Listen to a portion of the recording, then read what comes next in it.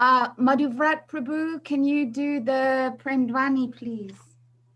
Jai Dwani.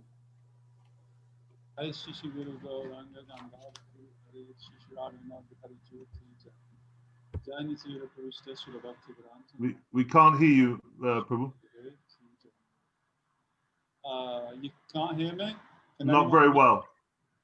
Not that well. How about that? Is that better? Better. The closer the better. Okay, that's good to know because I'll be speaking in a minute. So, okay.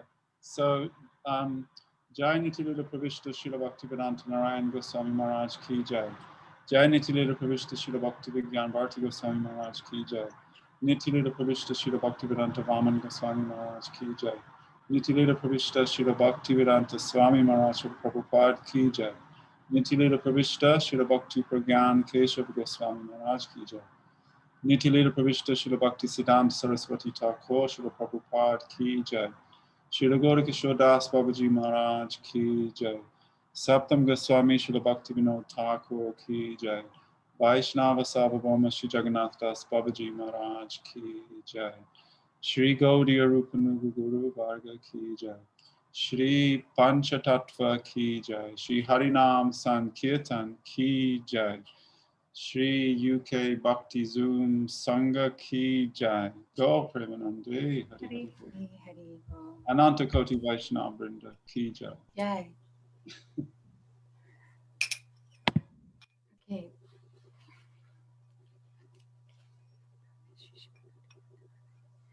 Jaya Jaya Shri Guru Prema Kalpataru.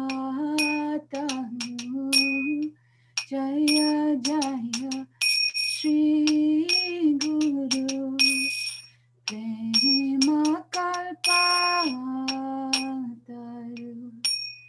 Adbhuta Jako Parakasha.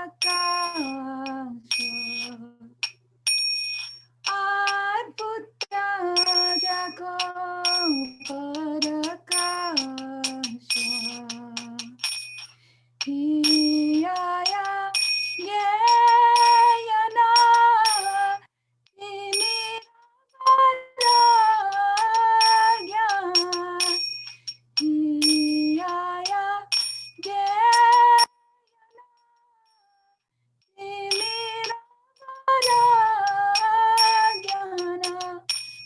Suchandra Kirane Karonasha. Suchandra Kirane Karona. Jaya Jaya Shri Guru Prema Kalpataru. Jaya Jaya Shri Guru Prema Kalpataru. Adbhuta Jako Parakasha. Adbhuta Jako Parakasha. Iyalochan Anandadhan. Ihalochan Anandadhan. Ajachita Mohana Patita Heri Jaba. Ajachita Mohana Patita Heri Jaba. Jachi Dayala Harinam. Jachi Dayala Harinam. Jaya Jaya Shri Guru Prema Kalpataru. Jaya Jaya Shri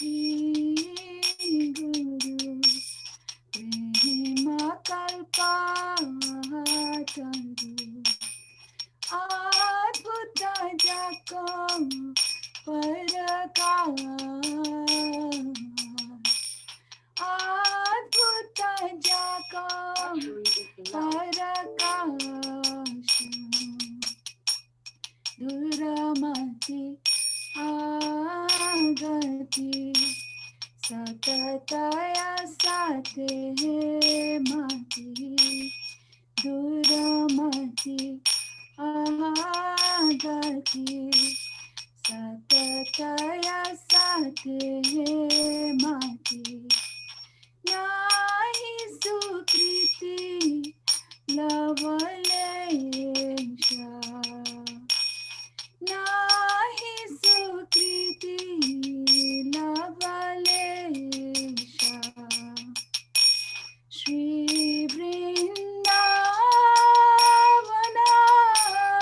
Jugala Bhajana Dhana Shri Vrindavana Jugala Bhajana Dhana Tahe Karala Upadesha Tahe Karala Upadesha Jaya Jaya Shri Guru Prema Kalpataru Jaya Jaya Shri Guru Prema Kalpataru Adbhuta Jakam Parakasha Adbhuta Jakam Parakasha Niramala Gaura Premarasa Jana Niramala Gaura Premarasa Jana Puralo Jaga Janayasha Puralo Jaga Janayasha Sojarana Buje Rati Nahi Hayala Sojarana Buje Rati Nahi Hayala Rayata Vaishnavadasa Rayata Vaishnavadasa Jaya Jaya Shri Guru Mahima Kalpataru Jaya Jaya Shri Guru Prema Kalpataru Adbhuta Jakam Parakasha Adbhuta Jakam Parakasha Jaya Gurudeva Jaya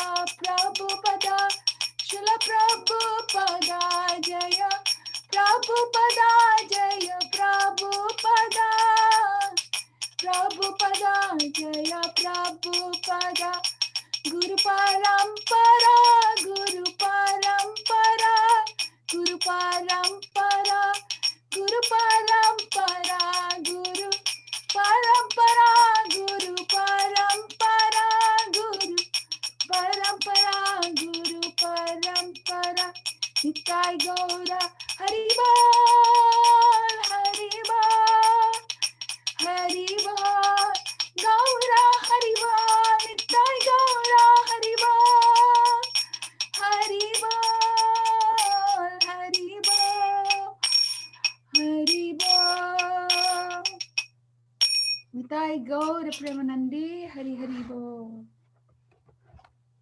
Jai. Thank you, Radhika Didi. Agyanatimirandasya Gyananjana Shalakaya Chakshurunmilitam Yena Tasmai Shri Gurave Namah. Vanchakalpatarubhisya Kripa Sindhubhe Vijapatanam Pavanebhyo Vaishnavebhyo Namo Namah. Namo Vishnupadaya Radhikaya Priyatmane Shri Srimad Bhaktivedanta Narayaniti Namine Namo Vishnupadaya Krishna Prastaya Bhutale Shri Srimad Bhaktivedanta Swami Iti Namine. First of all, I'd like to offer my humble obeisances at the lotus feet of my Guru Pad Padma Niti Lila Pravishta Om Vishnu Pada Stotra Sata Shri Srimad Bhaktivedanta and Narayan Goswami Maharaj, and at the same time offer my Dandavat Pranams at the lotus feet of Niti Lila Pravishta Om Vishnu Pada Stotra Sata Shri Srimad Bhaktivedanta Swami Maharaj, the entire Rupanuga Guru Varga, all the Vaishnavas and Vaishnavis, headed by our senior devotees. I just wanted to say that this is our 4th week into our program, and I'm so excited and I'm so happy that these are going so beautifully. And each week that we are having these programs, we're getting more and more closer to Srila Gurudev. I most certainly am. And we just, just so that we just as new devotees are joining these programs, just want to make those that are new to these programs aware that normally we have seniors going first and then all the way down to juniors, but as due to many different circumstances of time factors across the world, as well as having a mix of juniors and seniors in speaking with each other to get to kind of just balance the two out. That's why our programs are mixed up. They're not all seniors and they're not all juniors, or either way around. So just so that you're aware of that, for those that are listening, we are bending the rules of etiquette, but we do, please do forgive us. It's just circumstances that's enabling us to do this. So without further ado, I'm not going to take much more time. I would like to introduce our first speaker, who has been a very close sevak of Srila Gurudev. He's traveled the world with Srila Gurudev. He's been his personal cook, and I've actually tasted some of his food, so it's super, super amazing. I love it.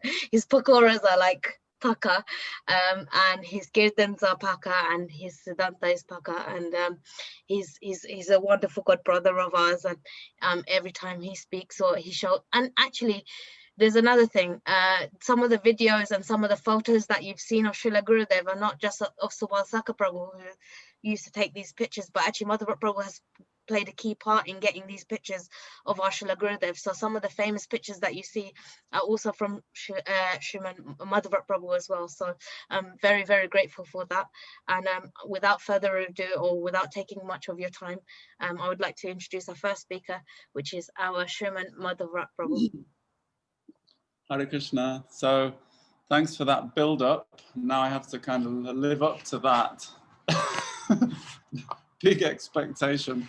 But yeah, so thank you for asking me to speak. It's a great honor to be representing Srila Gurudev as his aspiring disciple. But first of all, I'd just say my pranams. Om Jnana Timirandasya Gyananjana Shalakaya Chakshurunmilitam Jena Tasmai Shri Gurave Namo Namoram Vishnu Padaya Radhikaya Priyatmane Shri Srimad Bhaktivedanta Narayan Iti Namane Vancha Kalpatarubhyascha Kripa Sindhu Devacha Patitanam Pavanebhyo Vaishnavebhyo. So Dandavat pranams to all those online, and like I say, thank you for asking me to speak. It's a great honor. So I thought, because of this time of year, actually, I think I just realized having to think of something to say, because obviously there's so many things to say that almost becomes kind of like an obstacle to knowing what to say. It's almost like you look at all the books in the library, all of the Krishna books we have, and you think, well, there's so many of them, I don't know which one to read. So in a similar way, it's like Srila Gurudev, it's like, well, such a condensed experience I think we all had with Srila Gurudev, that and so many things happened in that time frame, that it's difficult to sort of, know what to actually focus on. And but this is also, I believe, we're glorifying Srila Prabhupada and also Srila Vaman Goswami Maharaj, right? So if possible. So as it's this time of year, I've been remembering how I actually met Srila Gurudev. So I thought that might be, it's like a personal thing. But hopefully, like Srila Gurudev's glories will come across in that story as well. And like I say, 20 years, I think it's 20 years ago, pretty much to the day, that I actually met Srila Gurudev in Mathura. I'm pretty sure, I mean, probably Vedically it is, because it was the, in Kartik Parikrama, there used to be the week before Kartik Parikrama, then we would do Mathura Parikrama. Do you remember? So it was like just before Mathura Parikrama started. And that's when I'm going to keep saying I, but it's actually we, because I met simultaneously with Kamala Didi. We both met Srila Gurudev together. But I'm going to stick with I, because I don't want to say anything that will, is different from what Kamala remembers. So anyway, without further ado, because I know the clock's ticking. So the first point I wanted to make is that I think, and I've thought recently about this, that Srila Gurudev came to me through the books of Srila Prabhupada. Obviously, Srila Prabhupada also came to me through his books, but Srila Prabhupada's books, they led me directly to Srila Gurudev. So this is in itself, I believe, is a glorification of Srila Prabhupada, because I didn't start reading Prabhupada's books until maybe 1998 or 99. So this is like maybe 30 years after Srila Prabhupada wrote and distributed so many books around the world. And somehow by divine arrangement, by Prabhupada and Gurudev's arrangement, those books came to me. So I really believe actually that in the scheme of things, Gurudev came to me through the teachings of Srila Prabhupada in these books, like almost like in an unmanifest form. So I find this really interesting how, like, even prior to meeting Srila Gurudev, somehow he was able to come into my life in a sort of unmanifest way, understand? Like a kind of, in a very subtle way.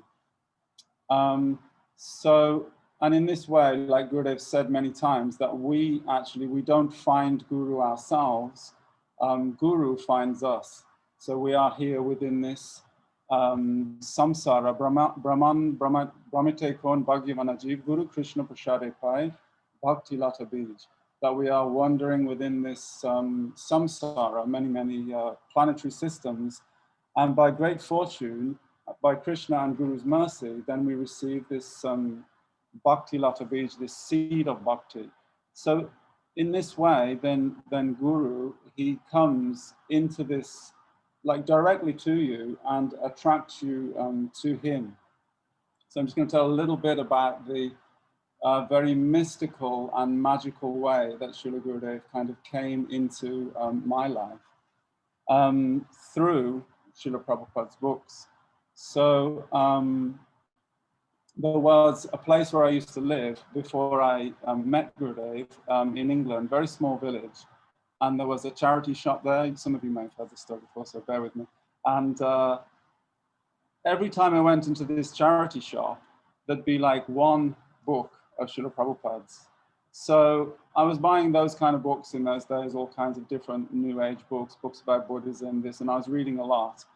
And so I bought that first book, took it home, read it, and then when I'd go back to that shop, there'd be another one, like would appear, like magically, like anyone remember Mr. Ben and his magical shop? It was a bit like that. So every time I'd read that book and I'd go in, there'd be another amazing book. And so I got all the kind of smaller books of Srila Prabhupada, and then I got Bhagavad Gita, then I got Krishna book. And I actually took one of these books with me to India because I went on a kind of backpacking sort of journey of self-discovery, and I think it was 99. And I took one of these books with me.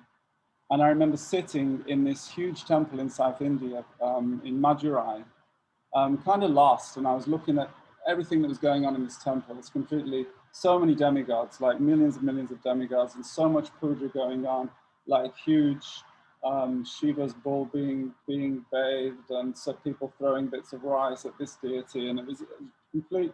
And I remember sitting down on that, in that temple, and just taking out this book from my bag, and it was Prabhupada's Path of Perfection, and reading that book and thinking, yes, this is actually my path, and I need to become one-pointed to Krishna, because in so many places Srila Prabhupada explains that if we just give our devotion to Krishna, like the root of the tree, then automatically all the demigods, everyone else is automatically served. So I remember thinking at that point, I have to become like one-pointed in this path. So this temple, quite an amazing place if anybody ever gets to go there. I think this maybe was the beginning of how Srila Prabhupada and Srila Gurudev sort of touched my heart. And then when I came back to England, then I continued to get these books. These books kept appearing until finally, I met the disciples of Srila Gurudev at a festival, at a few festivals actually. So then what happened is we received a couple of books from Sripad Maharaj at these festivals. But then when I returned back to where I was living in this village, very mystically, then I went to that second-hand shop again, and what should be there but Gurudev's Going Beyond Vaikuntha.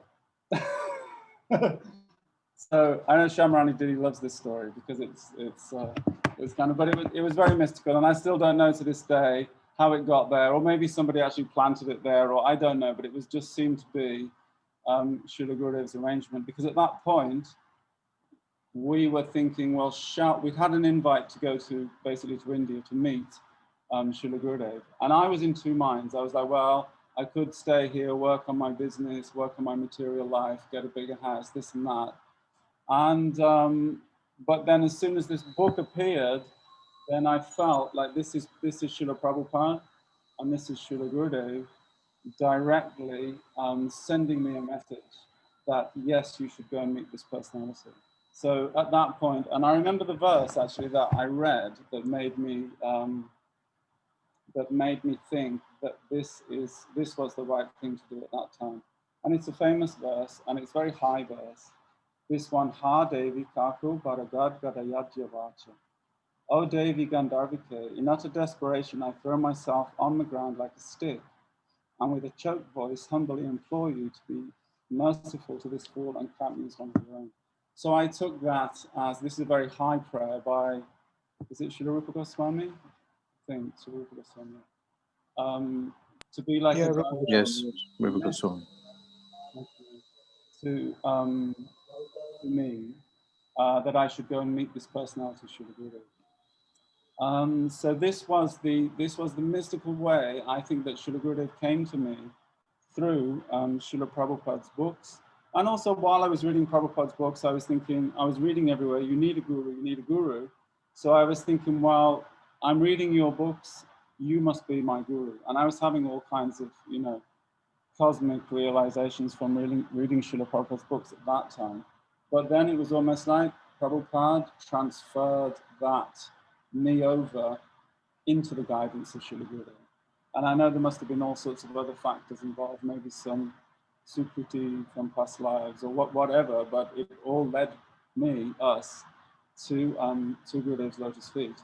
So then that darshan in Mathura, that was probably the most mystical. I mean, I think everybody probably remembers the first time they actually had darshan of Srila Gurudev. So it was still in my mind. It's a very such a powerful impression of first meeting him. And there were some things that I noticed that I just wanted to describe that I remember from that darshan. Like I don't remember all of it because I was coming completely out of the mode of ignorance at that point, and I literally just was placed in front of Srila Gurudev, and was, bewildered. I know Tridandi Maharaj met me at that time, so he can remember what a situation I was in. But as we went into that darshan in Mathura, this was like Gurudev had gone from his unmanifest form in contacting me through books and through dreams and through different experiences. Then Srila Gurudev manifested like externally in the most incredible way. Full of sweetness, I think that would be the first thing to say, and full of joy, because everybody knows who met Srila Gurudev that you would feel just immediately joyous upon meeting Gurudev. And Gurudev also had this amazing atmosphere of majesty. So we should also remember that Guru is who he is. So it's not only sweetness and happiness, but also Gurudev had this gravity and this majestic quality. So I remember feeling very intimidated and going into this darshan. But the atmosphere was just incredible. It was like surcharged with devotion. And it was in that, if anybody wants to go there by mind, it was in that top room in Mathura, in Gurudev's newer room. That's where I first met Gurudev. And I remember the first thing I noticed about Srila Gurudev actually was his disciples. Because I remember looking at the eyes of his disciples, and they were all focused on looking at Srila Gurudev. And I remember looking at these eyes and thinking, oh my God, I've never seen, I think, anyone look at anybody else with that kind of love, you know? And it was a lot of Indian disciples, but Mathurawalas, but also Gurudev's Western disciples. And there was just this, like, you know, this verse from Brahma Samhita, this Premanjana, this eyes smeared with the salve of love. And I think I'd already read that verse at the time, and that just came into my mind. Wow, this devotion that these people have for this person is just, I've never seen anything like it. So it really struck me. And then looking at Srila Gurudev in the darshan, like I said, his personal effulgence and amazing presence. And I was kind of like pretty much dumbstruck. I didn't know what to say, what to do. And we got pushed right to the front by some Shamala Didi, I think, or somebody, and right to Gurudev's feet. Like, I was there, and also Shamala Didi was there. And yeah, and Gurudev just looked at us, and it was like, you know, you just felt like he was just looking right through you, just like seeing everything, all of your faults, all of your whatever, past lives, future lives, I don't know what, but I've never been looked at in any way like that before, or probably since, you know. And he said to us, why have you come like this? And I was like, I don't know. So I just said, oh, we've come to see you. And Gurudev said, very good, very good. And then there was some other thing that went on between Gurudev and Kamala Didi that she can describe, and I can't really remember that much. But then Srila Gurudev said, you should hear from me. So this was the first order, like Srila Gurudev said, you should hear from me. And so after that, then I left that darshan room feeling completely like overwhelmed and kind of blissed out. And then the most amazing thing was that the sky, because I don't know if if you stand on the front of that temple in Mathura, then you get the sun going down like right in front of the temple. So I remember standing by, where Nisringadev is, and on top of that temple, and the sun going down, and the whole sky just went like saffron. It was quite amazing. I'm feeling a bit emotional just talking about it, but yeah, incredible experience. So then, anyway, I remember going downstairs, sitting and in Gurudev's class, and the thing that I remember from that most prominently was Gurudev said, because Gurudev just started speaking Krishna Leela straight away. It was like, good job I'd read the Krishna book, because I was, or half read the Krishna book, because I was kind of you know, I knew what he was saying. And I just remember Gurudev saying the word Krishna. You know how Gurudev used to say, or he would say the word Krishna. I don't know whether, and I remember thinking, I'd read that word so many times, and I'd heard that word many times from others, but I'd never heard it spoken in that way. So I guess that was like Srila Gurudev giving that pure Naam, you know. He immediately, to everyone, it wasn't focused on me or anything, but it was just that the way that he said Krishna was just astonishing. And I remember at that point, I thought, right, he is the real deal. And I looked around and I thought, I don't know what's going on with everybody else here. All these other people, I don't know what, you know, but he, and I just remember focusing on him and thinking he is the real deal.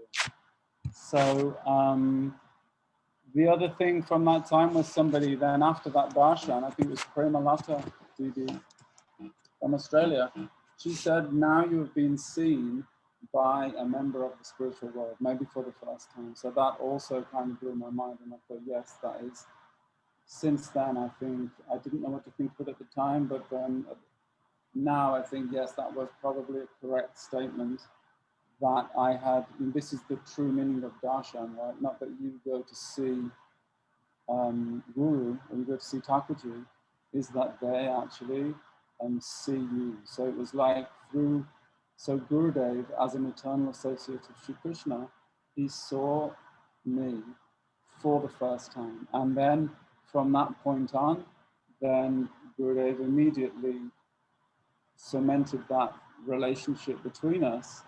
And then from there, hearing, chanting the limbs of bhakti, Seva, all of the amazing experiences during Kartik, all of the amazing service experiences on tour, living in temple, and right up until this day, they began. So that was kind of like the seed of the beginning of my experience. Anyway, I know I'm talking about myself a lot, but hopefully I'm managing to glorify Srila Gurudev as well. So anyway, I know I'm on 20 minutes already.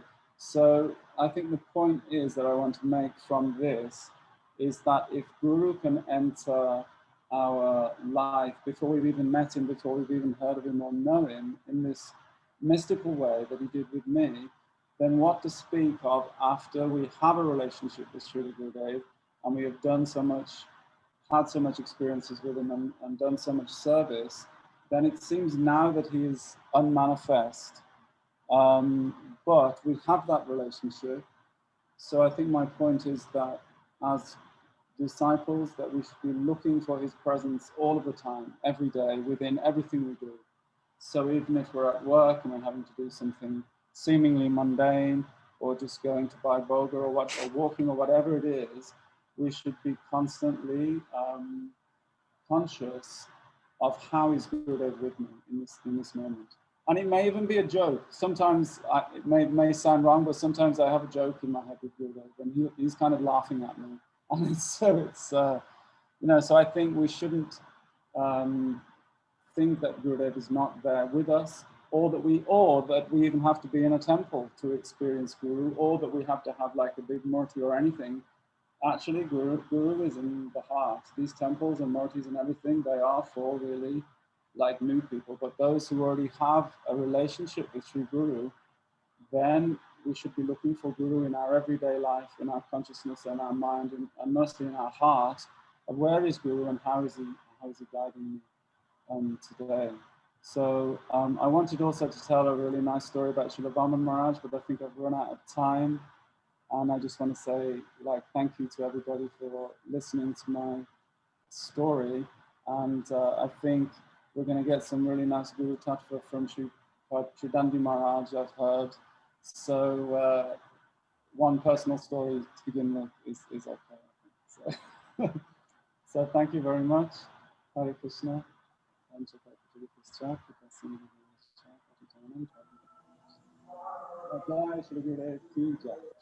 Joy. Joy. Dhanavad. Beautiful. Madhuvrata Beautiful. Prabhu, that was absolutely beautiful. And I second what Tridandi Maharaji just said, and it's very interesting. Like last week we heard like that how like a lot of people pray to Srila Gurudev before meeting. Sorry, a lot of people prayed to Srila Prabhupada before meeting Srila Gurudev. And it's pretty much the same thing here, where Srila Prabhupada and Srila Gurudev is like non-different from each other, and it's like a continuous flow, and it's like going from one to the other. There's no variance between them, and it's like it's like we see when with Srila Prabhupada disciples in particular, like their foundation, what Srila Prabhupada gave, Gurudev added onto that. Yeah. And built something, and it's the same with Srila Prabhupada's books now. They give us the foundation to be able to actually hold on to the gravity of what Srila Gurudev added on top of that. Not that it was any different, but Gurudev manifested that thing on top of it. So that was really, really beautiful. And then the other thing is, you know, you were saying about how in the books, and you found that you were drawn to them, and you know, Krishna says that, you know, or in Shastra it says that the words are non-different to Krishna himself. So, you know, it's the same with Srila Gurudev's books. They're non-different from Srila Gurudev, and this preaching that we would do, that, you know, Gurudev emphasized, this publication work was for that, because he is there, he's present there, Srila Prabhupada's present there. So just wanted to kind of thank you for reminding me of that, and that if I ever need, when I always need, but you know, I should always just be able to look at his books and remember that he spoke these words. Yes. Yes. So thank you so much. Thank you so much. Hare Krishna. And also we will invite you again to speak about Srila Maharaj, so don't worry. I'd like to tell that story. Yes, 100%. That's a really sweet. And that one might also make me cry. But... I love it. Yashodananda Prabhu. Chikapas tubischa, kripasum dubyevacha, patitadam pavanabhyo, Vaishnava Namaha. The next gentleman that I'm going to introduce, I'm not going to embarrass. He certainly does not want me to overtly embellish an introduction for him, which I totally understand. But I'd like to say one thing about Tridandi Maharaj, about Sripad Bhaktivedanta Tridandi Maharaj today, which is that he was the first person to ever tell me about Srila Gurudev. We're overlooking Seva Kunj in the Radha Raman complex, and he told me about Srila Gurudev. So he has a very special place in my heart.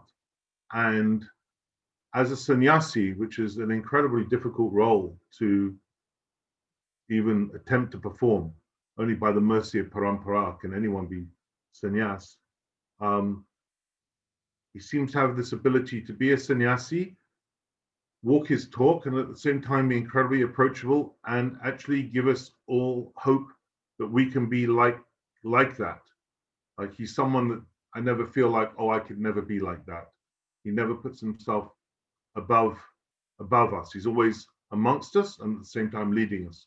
And this is a very beautiful quality. I could speak of many, many qualities, but we're here to talk about the qualities of Srila Gurudev, and I promise not to overly embellish my introduction. So, Maharaj, I'm very excited to hear your offering. Hari Bol. Oh, Dandavat Yashoda. Dandavat Yashoda. I aspire for those allocates that you just dropped on my head every day to be of worth to Gurudev in some small way to his Sangha, that in this ashram, this is kind of like, it comes with the pay packet, you know, that's what we're supposed to do, is to, as much as possible, be 100% dedicated to fulfilling Gurudev's mission personally first, and secondly, to fulfill his mission in the world at large. So let me just offer some Oh, he's muted himself.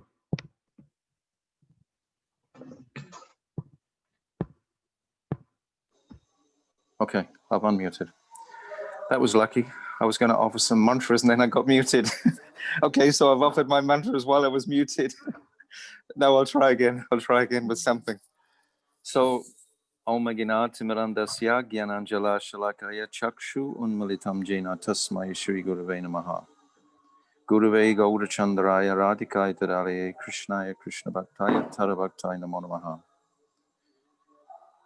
I'm offering all my Pushpanjali to the best of my ability unto the lotus feet of my most beloved preceptor, guru, my everything, Srila Bhaktivedanta Narayan Goswami Maharaj.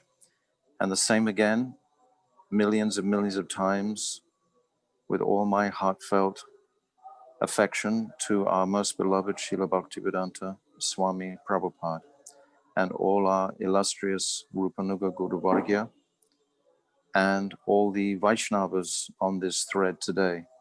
I'm offering my prostrated obeisances to you. And I get so much inspiration. I watched last time through many of the offerings. I saw Radhika's in particular with her cherry pip. And that was such a beautiful story, because as you were speaking it through, I thought, I've experienced that. But I never got the cherry pip. I didn't get the cherry pip. I mean, that story you told, I was in that same desperation place in Badger, one season, one festival, for the entire festival, just not getting a single glance for a moment from Srila Gurudev. I was knocking myself out, but not getting one glance. And then we had the traditional Govardhan Puja. And Gurudev this was right at the very, very, very, very end. He swung round at me for a millionth of a second and looked at me. And it was as if the whole world had landed on my head. It was so amazing. It was like he just built up, exactly as you described. I didn't get the cherry pips, but I actually got a glance at the very end. And it was like universes in weight landing on my entire being. And I was just blown away completely.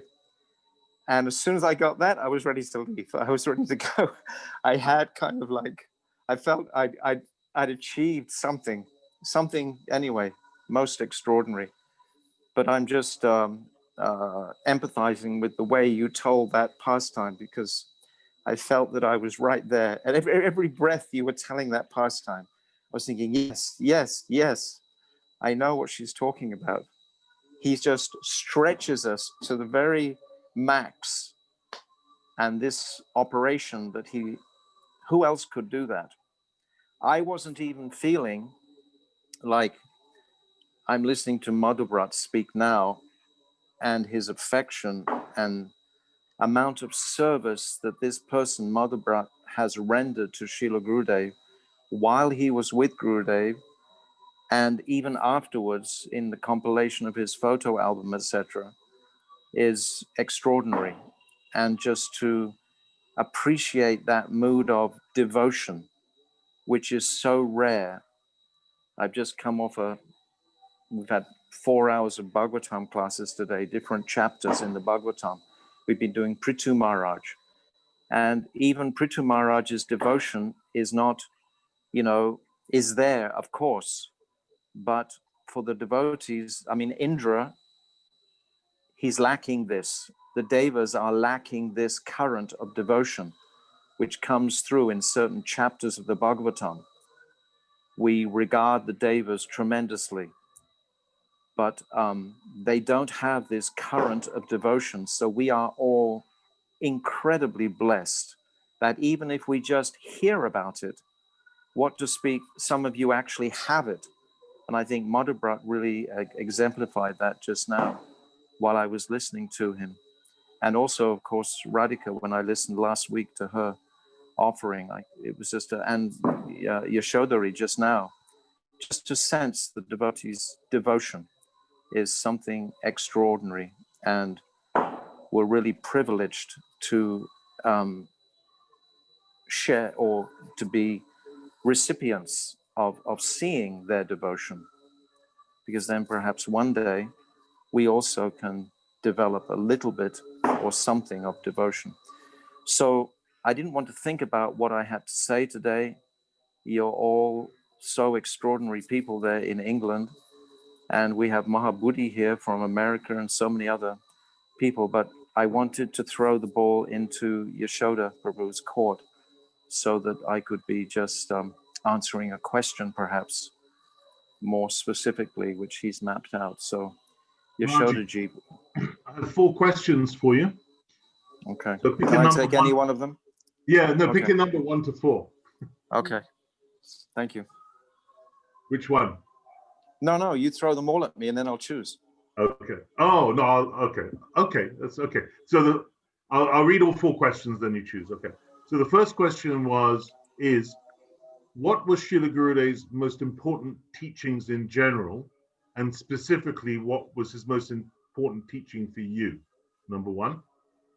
Number 2 is, what is Srila Gurudev's legacy to Gaudiya Vaishnavism? 3, what qualities of behavior did Srila Gurudev consistently exhibit for us to aspire to? And finally, what role do you see Srila Gurudev as playing in the mission of Lord Chaitanya Mahaprabhu? Oh, Yashoda, they are so beautiful questions. They really are. They're a whole presentation in themselves, just the questions. Well done, well done, well done. I thought I'd Well give you done. lots of prashadam, Maharaj. Yes. Let me answer them all, because let me just at least touch on all of them. And I'll go on the first one first. Actually, you could mix them up. That's not a problem. Yes, Yeah. I know. They're all kind of in the same bag where my mind is actually.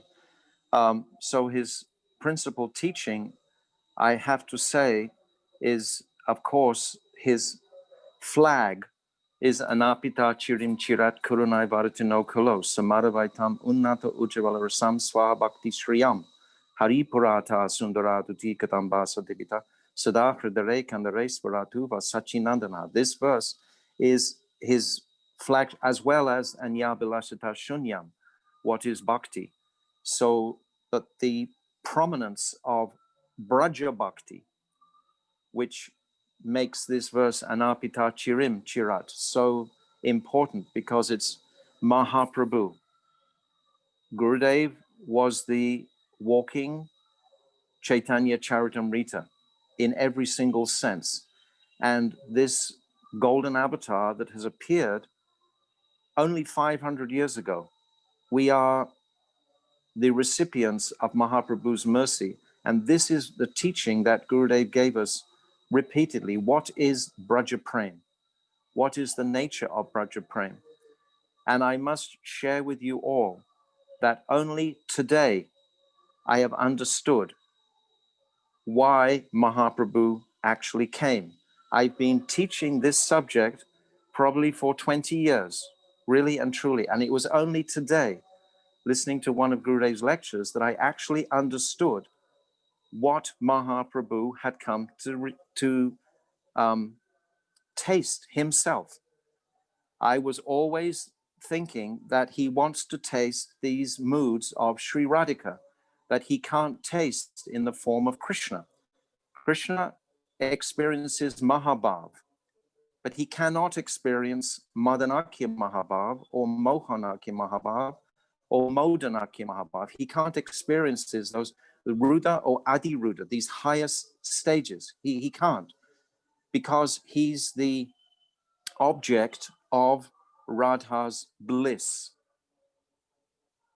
That's why Radhika can experience a higher taste, because he is the object. But Krishna, he has the mood and kanti of Sri Radhika. So he can also experience these highest moods of ecstasy, which he does in the Gambhira, in Puri, in the mood of separation, which is Mohanakya Mahabhav. And that was always where I thought was the limit until today, this morning. I thought, well, that was what he came for.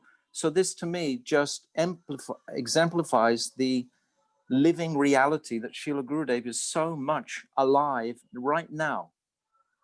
Because today what I understood from listening to his lecture is that he wants to know what it is within him that Radhika is experiencing.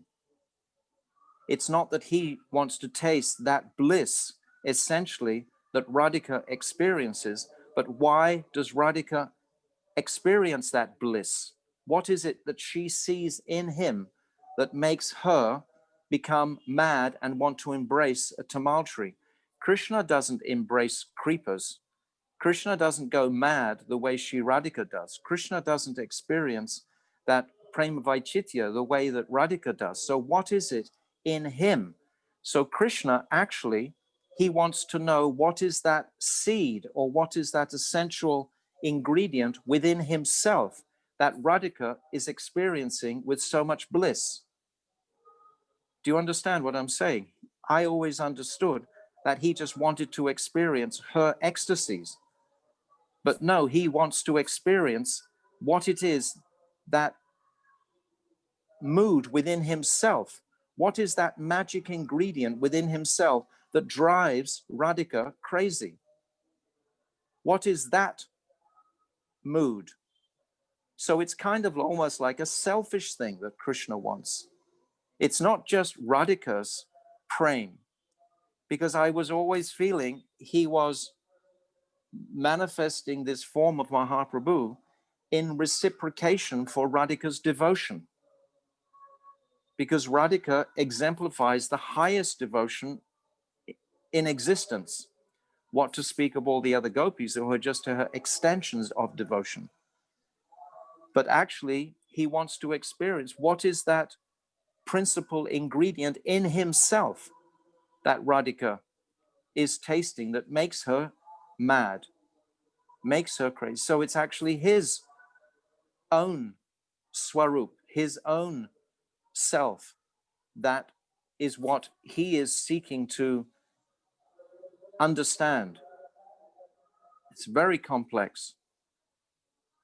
But now, only this morning, after all these years of thinking that I knew and understood something of the teachings of Gurudev, I feel only this morning that I've actually, and I'm sure others can actually, you probably already got this before, and I'm probably the last one in the line who's understood it.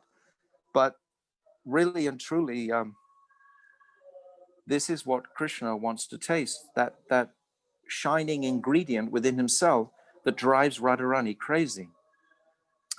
Anyway, that's what I wanted to share about his teachings, that he has taught us devotion in the highest form by exemplifying Sri Radhika. I was listening to Srila Gurudev on this same tape this morning. You probably all heard it. It was the one that came around from Lavanga. It's at the very end. And he's saying that Krishna is only attracted to somebody to the degree of nishta they have in Radhika, to how much affection they have for Radhika, that will attract Krishna. If we're not thinking of Radhika, if we're not hearing her glories, etc., then Krishna, his reciprocation will be less. So this is what I was also appreciating this morning. Then I was thinking of Bhaktivedanta Thakur. I live in the land of Bhaktivedanta Thakur here. It's very inspiring. And in all of his poetry, especially that Gita Mala and the Gita Vali and the Kalyana Kalpataru, he only talks about Radhika. He only talks about her beauty and her sweetness and her speciality. So how much mercy must someone of the stature of Srila Bhaktivedanta Thakur be receiving from Krishna? So who are these personalities that we are just glibly, speaking about? They are the gifts that Srila Gurudev has bestowed upon us totally. Srila Bhaktivedanta Swami Prabhupada, as Madhuvrata was saying just a few minutes ago, he gave us the whole platform. He gave us Krishna. He gave us the path of devotion. But the rasa shastra, or the rasa aspect, Prabhupada, he wrote about all this in his books, but that wasn't his mission. His mission was to give us Krishna initially. And that's what he gave us. And that's the biggest task, you know, when we were taking the meat and the drugs and so many things, that this light of Prabhupada could enter our lives and just transform us into just being devoted to God, devoted to Krishna. We could identify that personality. We went from God, the impersonal God, to the personal form of Krishna. That's a massive leap. That's like probably enough in one lifetime, we would think, but no. Krishna and Gurudev and Radhika had another leap in store for us, and that was coming to Srila Gurudev, which is coming to Radhika, which is coming to the highest principle of devotion, which is embodied in the gopis of Braj.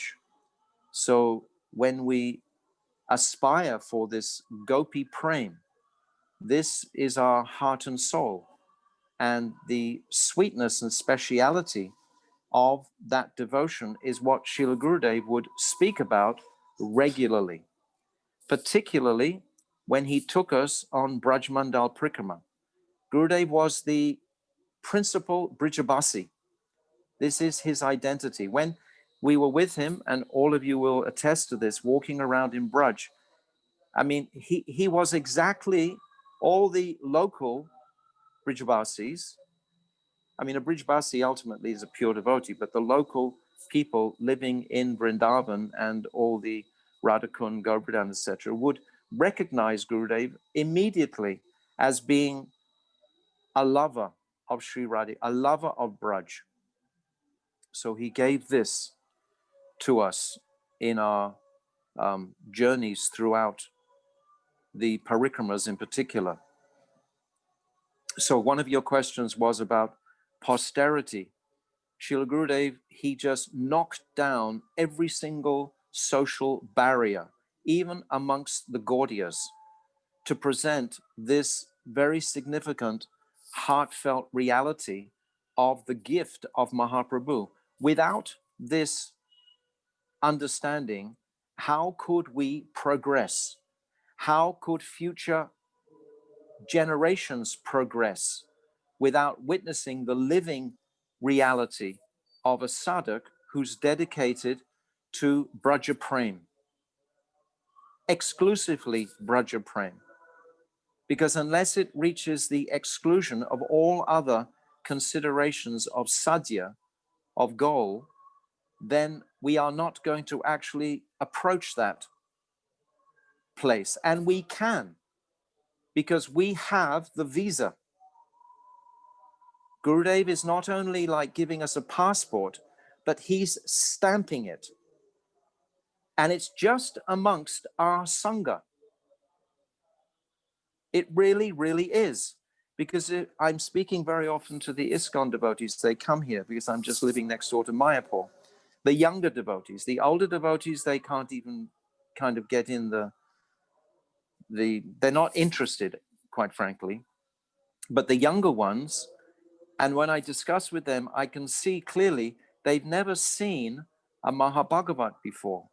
They've never seen a true Brijabasi. How can I give them Gurudev? And actually, to my great astonishment, 2 or 3 of them have had dreams about Gurudev. And this makes me so enlivened and deeply knowledgeable of the greatness of Gurudev, that he can come into their hearts so that they have dreams about him. Because without actually this connection with Gurudev, you won't be able to go into the gifts that Mahaprabhu has come to bestow. These gifts are monumental when we look on our history back through the ages. When we look in Satya Yuga, for example, I mean, you could sit in a ring of fire and perform austerities for 60,000 years or more. And who were the avatars in Satya Yuga? Yogeshwara, Parameshwara, these types of personalities. Vaikuntanath, these were the avatars of Satya Yuga. And then in Treta Yuga, who were the avatars? Vamanadev, sacrifice, yajna. And then in Dwarpa Yuga, it was Krishna himself, but who understood who was Krishna? Only some Siddha Purushas perhaps understood who was Krishna. The Brijbasis, of course, they understood who was Krishna. But only in this age, through the mercy of Krishna himself as Mahaprabhu, can we really understand who was Krishna. Because the highest degree of affection, or the highest challenge that Krishna actually has, is dealing with the gopis. I mean, that's a challenge. You've got to be more than a warrior dealing with millions of gopis and their man, and the way they talk to him and how he has to, cajole them, etc. I think that is more mighty than the heroic deeds that he performed on the Battle of Kurukshetra, dealing with 1 billion women, all vying for his attention. That requires great expertise beyond what we can even conceive of. So Krishna demonstrated this in the world of love, in the arena of reciprocal loving relationships. Yashoda, you have to blow the whistle when my time is up. It looks like it's up already. I've gone over 30 minutes and I haven't answered. You're good, Maharaj, because you started, we were a bit late coming in, so you've got a few more. Okay, so as far as posterity is concerned, and in the future generations, Gurudev said, I remember once sitting right beside him, recently, just before he left this world, perhaps it was 2009, 2010, we were in Gopinath Bhavan, and he said, oh, you will glorify me so much when I leave this world. And he was sort of like almost deriding it. Yes, you will put me on a great Aishwarya platform and everyone will honor me. Yes, yes, like this. And it was almost like when he was saying it, he was saying, and you will forget the flavor of the intimate sweetness that we can have.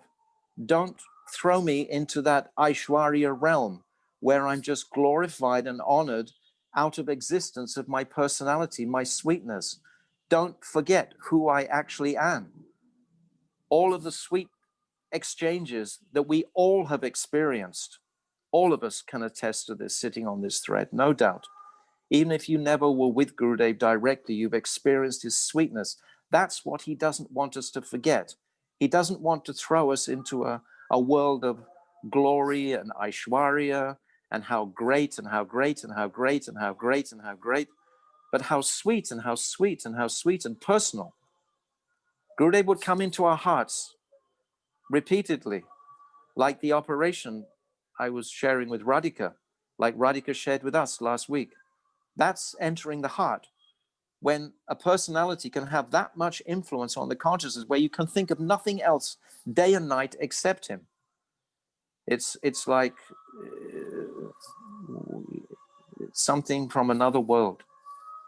So these divine gifts, I had a dream of Gurudev once and he had his uttara on, and underneath his sannyasi cloth, he had a huge belt and it was packed with the most valuable jewels. And in the dream, he was walking around trying to give all these jewels away. He was saying, look, this is too heavy. I want to give them all away. So he broke down all the social barriers that even the Gaudiyas, the different Gaudiya mats hold, where he wasn't even popular. Even today, he's not popular. Even today, when I visit the other mats and I say, oh, I'm a disciple of Bhaktivedanta Narayan Maharaj, they kind of like, okay, we've got you placed. And they sort of like, there's a step back from them. Some rare souls are very interested and immediately intrigued. And they want to know, what was it that you actually got? But those souls are rare. So Srila Gurudev, he didn't care. He didn't come to cut the jungles. as he said many times, he just took a decision. I am going to give this Braja Prem, because if I don't give it now, and Nandini tells me this story, that she has said that Gurudev said, actually, this is only going to exist for the next couple of 100 years. These truths will only be really opened out, spoken about, and fearlessly shared with each other. Because it does require fear, because you have to be like a madman to actually discuss these topics sometimes, because they seem to cross the boundary of consciousness. They go somewhere else. So people will consider like not quite balanced, etc., you know, when we do go into these topics, and they will chastise us and criticize. I've been criticized even by our own Sangha sometimes. But this is, I feel this is what Gurudev is prompting me to share what I understand that he came to give. He came to give Braja Prem. What is Braja Prem? It's not Vaikuntha Prem, Advaitacharya, all these different degrees of Prem that Gurudev has described. What is this Braja Prem? It's what I described at the very beginning. It's actually understanding the heart of Radhika, what she is seeing, the beauty that she is seeing in Krishna. And it's only our service to Radhika that qualifies us for this Braja Prem. So it's Radhika that we are constantly meditating upon. And this is what Gurudev would always give us. You remember every single Braj Mandal Parikrama and even Navadvip Parikrama, when we were taking our Sankalpa vows, he would always say at the end, now, say after me, I want to be a Palyatasi of Srimati Radhika. We didn't even know what that meant. But through these years where Gurudev has not been manifested in our sight, I feel that he has really manifested internally so much more than he could even give externally. Externally, he was surrounded by so many, you know, important people. You sometimes couldn't get through to him. But when he left this world, he was completely accessible. There was no barricade of sannyasis or anybody else there at all. He was just open. So now we can access him fully. And it's so, what do you call, current. It's so present. This is the nature of spiritual reality. It's timeless. It doesn't have any, there's no future or past. It's just now. And Gurudev is now. So I'd like to end on that note of Gurudev's eternal presence in our lives. So let me just say one more thing, that Kartik is coming in 5 days' time. And Gurudev would always wind us up for Kartik. Don't forget, just because there's no international flights, we still must perform even virtual Kartik parikramas. So, Srila Gurudev ki jai, Vanchakalpatarubhyascha, Kripa Sindhavevacha, Patitanam Pavnivya Vaishnave Namaha. I'm literally breathless, Maharaj. Wow. Maharaj, I'm breathless. Amazing. What that's done for my experience, and mentioning Kartik was perfect, is that what I'm thinking is that with Kartik coming up, and why did Gurudev want us to come to Kartik every year? Because he wanted to give us this Braj Prem. Somehow, I really want us to be able to experience Kartik, even if it's so-called virtually, because he said, you know, if you're living by the River Thames, that's Yamuna. I want to make that Kartik month exactly what you said. Like, how can I somehow receive that mercy of Braj Prem during this Kartik month, as you explained it, as you explained he came to give us. This is really special, really beautiful. So it's made me think what Sankalpas extra can I do? Yes. To emotionally, it's about an emotional experience. It's not just about rituals, it's an emotional experience. Of course, of course. And how can I then transmit that into dealings with other people? Well, first, we have to taste it ourselves. And once we fully taste it, automatically, you won't even have to think how to share it. It'll just Wow. share Yeah, yeah. by itself. It's Wow. exactly like the very first time I came from India on Gurudev's mission to England, and Gurudev just told me not to go to ISKCON. So I went to my sister, and she was having a circle dance. And she said, "Oh, do you want to come along?" So just for social, I thought, okay, I'll go along. And then I was just sitting beside the tape recorder, and they were playing these funny country western things, dancing around a candle, about 20, 30 people. And then halftime came, and then they all came to me and said, "Well, you're just sitting here all quiet. Do you know any songs?" I said, "Oh yeah, I know one song, Hare Krishna." And they said, "Do you know any dances?" And I said, "Yeah, I know one called the Swami Step." So the very first night in England, after 14 years of not being there, no planning, no scheduling, nothing, I had maybe 25, 30 people dancing around the candle, chanting Hare Krishna. So this showed to me, without doubt, I don't have to make any plans to share anything. We just have to be personally immersed in these topics, and automatically, by divine arrangement, circumstances will manifest themselves. Sometimes I see devotees making so many extensive plans for their preaching, but there's no need. If you're on fire with inside, with some appreciation for Gurudev's gifts, then surely that will resonate without even any extraneous effort. Beautiful, Maharaj. Thank you so much. Thank you. Okay. Thank So, you, Yashoda. Oh, wow. This is like amazing. Our next speaker has kindly arrived with us virtually from the United States, from Alachua, I believe. And his name is Mahabuddhi, Sripad Mahabuddhi Prabhu.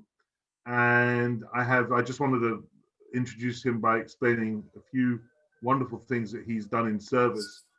Mahabuddhi, back in 1896, many of you will be aware that the first books arrived in British libraries from Srila Bhaktivinoda Thakur on the Vipan Prabhu was saying earlier, it's in the same year that Prabhupada was born, appeared.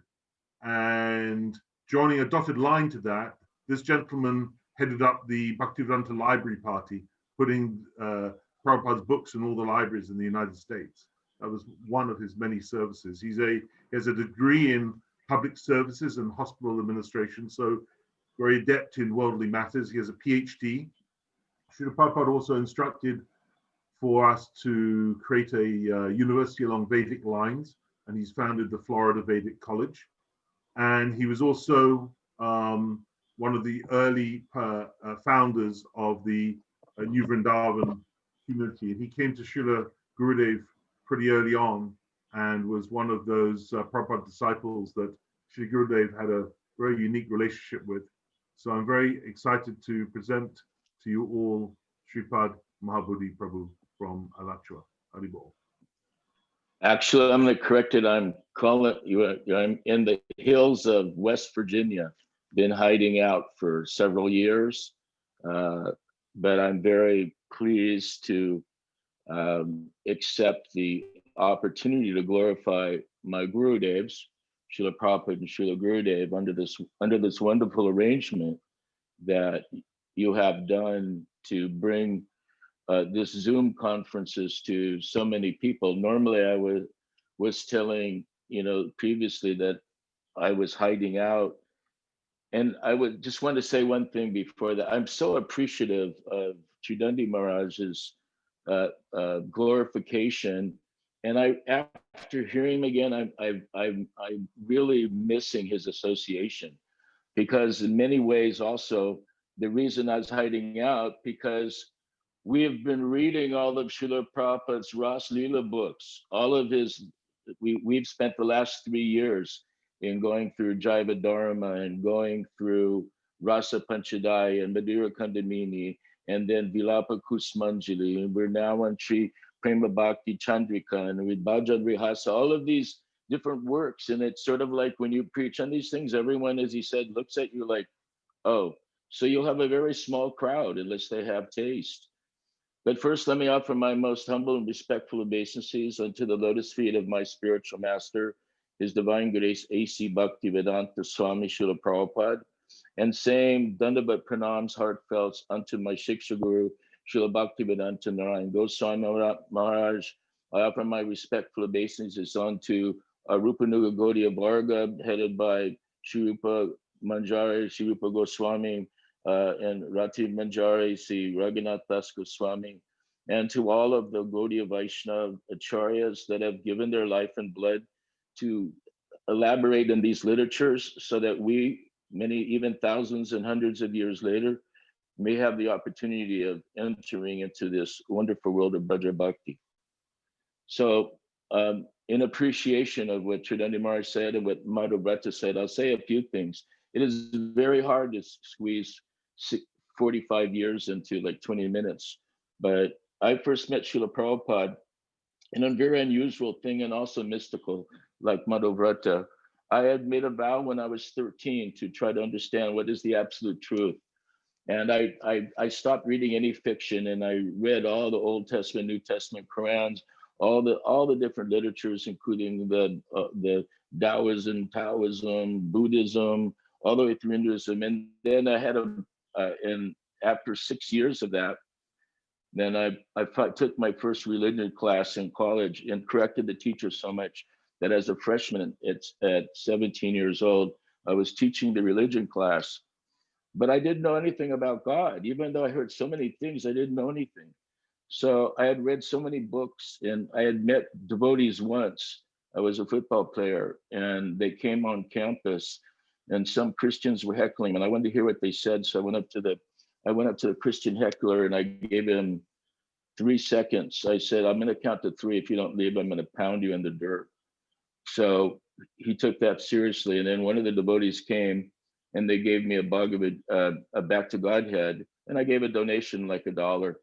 And then I remember it was Mother Ukuti, Dina Bandha's wife, and she gave me this lug glue, and this lug glue was so tasty. I've never tasted anything like that in my life.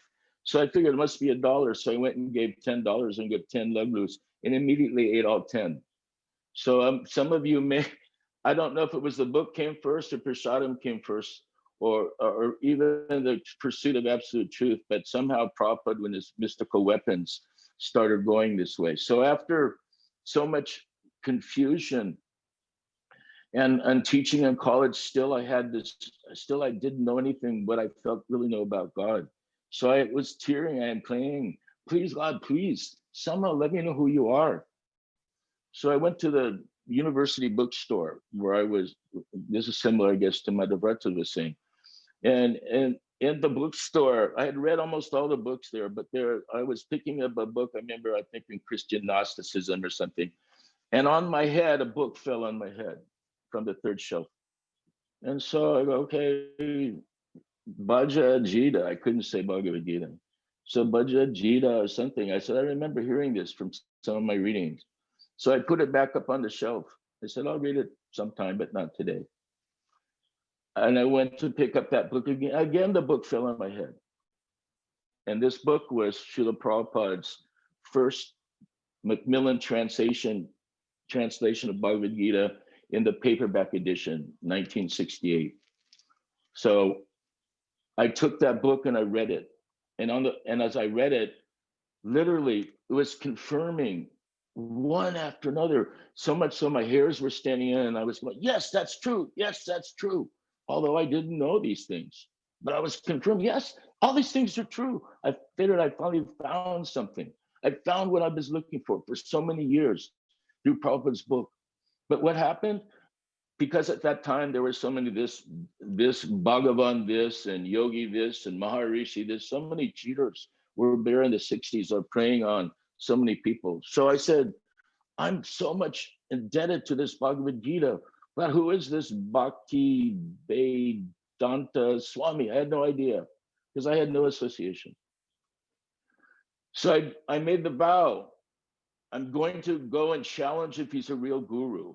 Now, most devotees, people that know me know that I'm very revolutionary, basically, and have been my whole life.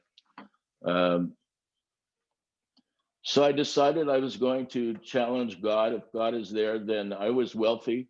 I was a student body president and football player and had money and cars. I didn't have anything lacking. But I said, okay, I'm gonna hitchhike. So I hitchhiked from San Diego to Los Angeles to go to challenge Prabhupada. So the second car comes by and picks me up and drives me 2.5 hours and drops me off in front of the temple. And there in front of the temple, I walked in that temple, right outside the temple was Shyam Sundar. I didn't know who that was, tall devotee with red hair. So he goes, "You want to see Srila Prabhupada?" I said, "Yes, that's what I came for." So he took me up the back stairs. Granted, I've never even been to the temple before. He took me up the back stairs into Prabhupada's room. And there was a bunch of devotees there. They were all dressed in saffrons. And I remember sticks. There was a bunch of sticks up in the air. I had no idea what the danda was. And then there was 2 devotees dressed in white, the temple president and then the local Jai Tirtha and Karandar. And this was in 1969, 1970. So I went there and I had this thing, 4 things. You must know what the absolute truth is. You must know what the process is. You must be able to read my mind, and you must be able to predict the future. Why these things? It was the 60s. Who knows how I came up with that stuff. Anyway, so I'm determined to ask the Prabhupada. So Prabhupada, at that time, devotees were crying. They were listening to his new Hare Krishna album. And some of the devotees were crying, and I didn't understand it. So I was sitting in the back. I could barely sit in the yoga position because my legs were too developed from playing football. And I had long curly hair. And so I sat back there, and Prabhupada was looking around the room, and he saw me, and then he looked and he focuses and said immediately, "Why are you a Kripana?" And I'm thinking, what is a Kripana? Prabhupada, and I haven't said anything. And Prabhupada said, "Kripana means miser. You have abilities, you have knowledge, but you're not using them for Krishna. You're using them for yourself. Therefore, you were a miser, you were a Kripana." Now I felt offended, but I didn't say anything. So next he started explaining what the absolute truth is. The absolute truth is to understand the pure love of God for Krishna, and Krishna is the absolute truth. And then he started explaining opposite of Brahmana. What is Brahmana? What is that? So he's going through these things one after another. He's defeating. I haven't said a word. Then he goes into understanding what's the truth, what is the process of the bhakti, and then we're going to put. I'm listening. I'm offended, but at the same time, I haven't said a word, and he's answering all my questions. And so I said, well, he didn't answer, didn't predict the future. So for the first time, Prabhupada called for Pradyumna. And I didn't know, I was sitting back there, and all the devotees made a big, like parting of the sea. So it was directly now from Prabhupada to this person they've never seen in the back with long curly hair that Prabhupada's chastising, and they don't even know why. And so what happened is he called for Pradyumna. Pradyumna walked out with this book. I'd never even seen a book that thick. It looked like it was about 24 inches thick. Pradyumna had to carry it with 2 hands. And this was the books, the 10 different commentaries of the Srimad Bhagavatam that Srila Prabhupada is translating from. So he went to the 12th canto. And in the 12th canto, he started to say, and no one even in the West had even heard we didn't even know there was a 12th canto at that point in early time. So he started reading the predictions for the age of Kali. Prabhupada read that, that people will think they'll be beautiful by having long hair, curly hair. And he said, there will be no justice. There'll be my money. All the food will be gone. And people will become cannibals. And then if they live to be 25 years old, they'll be ripe old men. All these things. So all my things were done. So at that point, Prabhupada left. Prabhupada said, go. And then all the devotees wanted to talk to me. I ran down the stairs, went out the building, hitchhiked back to my parents' house. Second car took me all the way to my parents' house. So this was an amazing thing. So this was my first meeting with Prabhupada, challenging. So I survived that. But thinking back home, I remembered that whatever you were looking for a real guru, and so he's proven he's defeated all your things, then you should just surrender. So the better half, I got back the next day and I wrote a check out for $1,000, which in 1969 was a pretty big donation. So then they gave me all of Prabhupada's books. So then over the course of time, Prabhupada, had spent so much time in teaching us. I got the very much opportunity to travel and also with sannyasis, and we went to every college because I was a college graduate also. So we went to all the universities and colleges in America distributing books. And in the next 4 or 5 years, we became like we were like treated like bhakti, rock stars almost, because so many thousands of books were going out. But here's the key. And this is something we should learn. In glorifying Prabhupada, I'm saying this, that we were thinking wrongly, oh, we are doing this, that all these books are going out, all these preachings, all these reviews that we're getting for Srila Prabhupada's books, this is our service, but we're thinking, oh, we're doing this. But we should understand only Guru, everything is being done by Guru. So in that time, and Prabhupada came together in 1975, installing the Didis in ISKCON Chicago, and 600 devotees came. So one thing after another, that, I was under the Maya thinking I was doing these things because I was reading all these Sankirtan newsletters and doing nothing but glorifying us. This is the worst thing you can possibly think about. Oh, that you think, oh, I'm the doer. So crush. I won't go through all the things in the middle of time. But actually the point came, and so many Prabhupada had blasted me so many times. He'd stopped the Guru Puj, which I never saw before. And so what kind of dancing is this? This is not how Vaishnavas dance. Brahmananda, show him how Vaishnavas dance. Because we were doing what's now wild dancing at that time, Guru Kripa and myself. So he had stopped everything and then started. And then at that point in time, I felt I've offended Prabhupada. So I put my bead bag in the Brahmachari ashram and walked to Lake Michigan to kill myself, to commit suicide, because I've offended my spiritual master.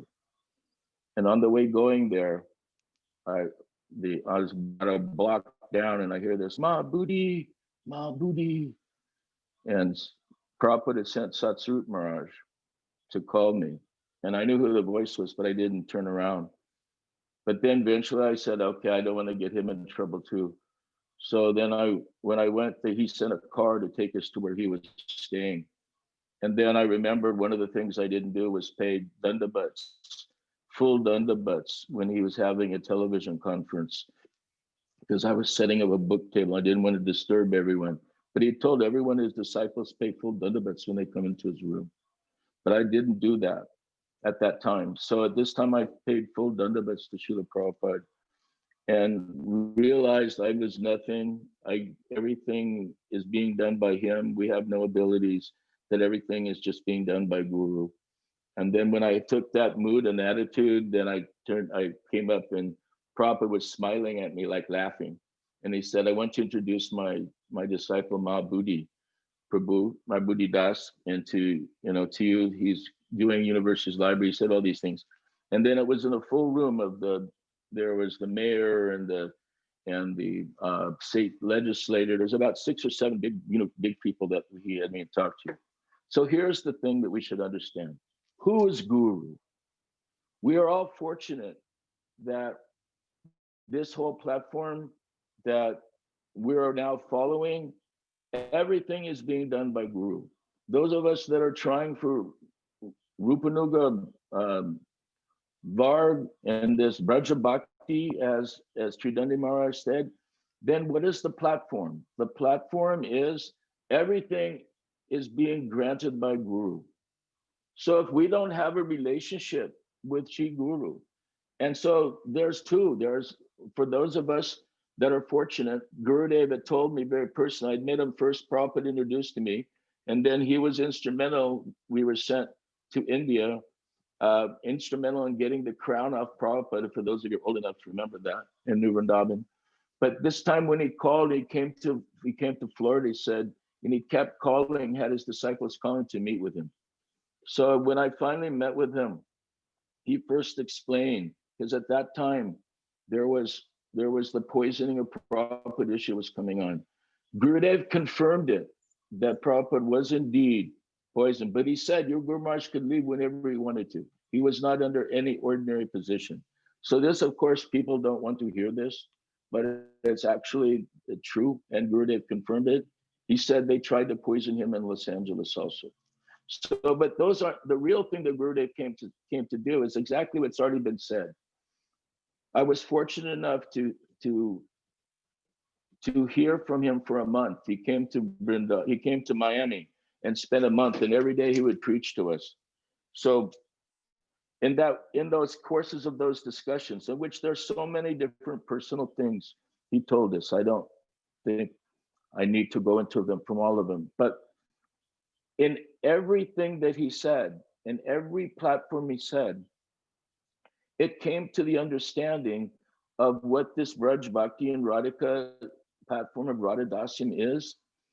But when you're smart enough to understand who is giving this, if we don't have a relation, if we don't have a relation in the sense of being snigta, being very favorable, and that being favorable, that he considers favorable, means not only just surrendering to Srila Prabhupada and Srila Gurudev, not just being humble, Trinadapi Sunachena, but what does it actually mean? It means that one continually tries to serve the desire of Guru for his whole life, not just once, or not just as an old person now, oh, we surrendered and we did this, and now it's just reminiscence. It means that daily within our life, every single day, that we have to endeavor to try to render devotional service, to try to render service to Guru, to try to do a Guru Vishramba Seva. If not, how then will we please Radhika? How will we become Radhika Dasi? This was explained by Tridandi in the first class. So the first thing he's saying, how do we then we have to think, oh, it's Radhika, but how will we do that if we don't first please Guru? There is no way. If you do not please Guru, you will not have the opportunity to become this Radha Dasi, or you get very far in Braj Bhakti. Guaranteed. Because who is giving that? Who is giving the shelter? Gurudev. Who is protecting you from Maya? Gurudev. We have not yet developed our own understanding of what is our spiritual relationship is. Where is that Sudasattva Visheshatma? Where is that going to come from? Gurudev. So if we don't distribute and we don't have love for Guru, then how then will we be able to develop our relationship with Radhika? Because it's all handed up. One day on Govardhan, Srila Gurudev, this was back in 2000, I don't know, 2 maybe, I don't know the exact date. Everyone was in Varsana, and they were taking plates on their hat with fruit and going to the Varsana temple, Varsana Govardhan Hill. And Gurudev asked, I stayed back with Gurudev. And he asked him, why stand back? Because I want to hear from you what values I'm going to be just putting fruit on Govardhan, even though it is wonderful, but I wanted to hear from you. So I asked him, what are you doing? He said, I'm offering all of you.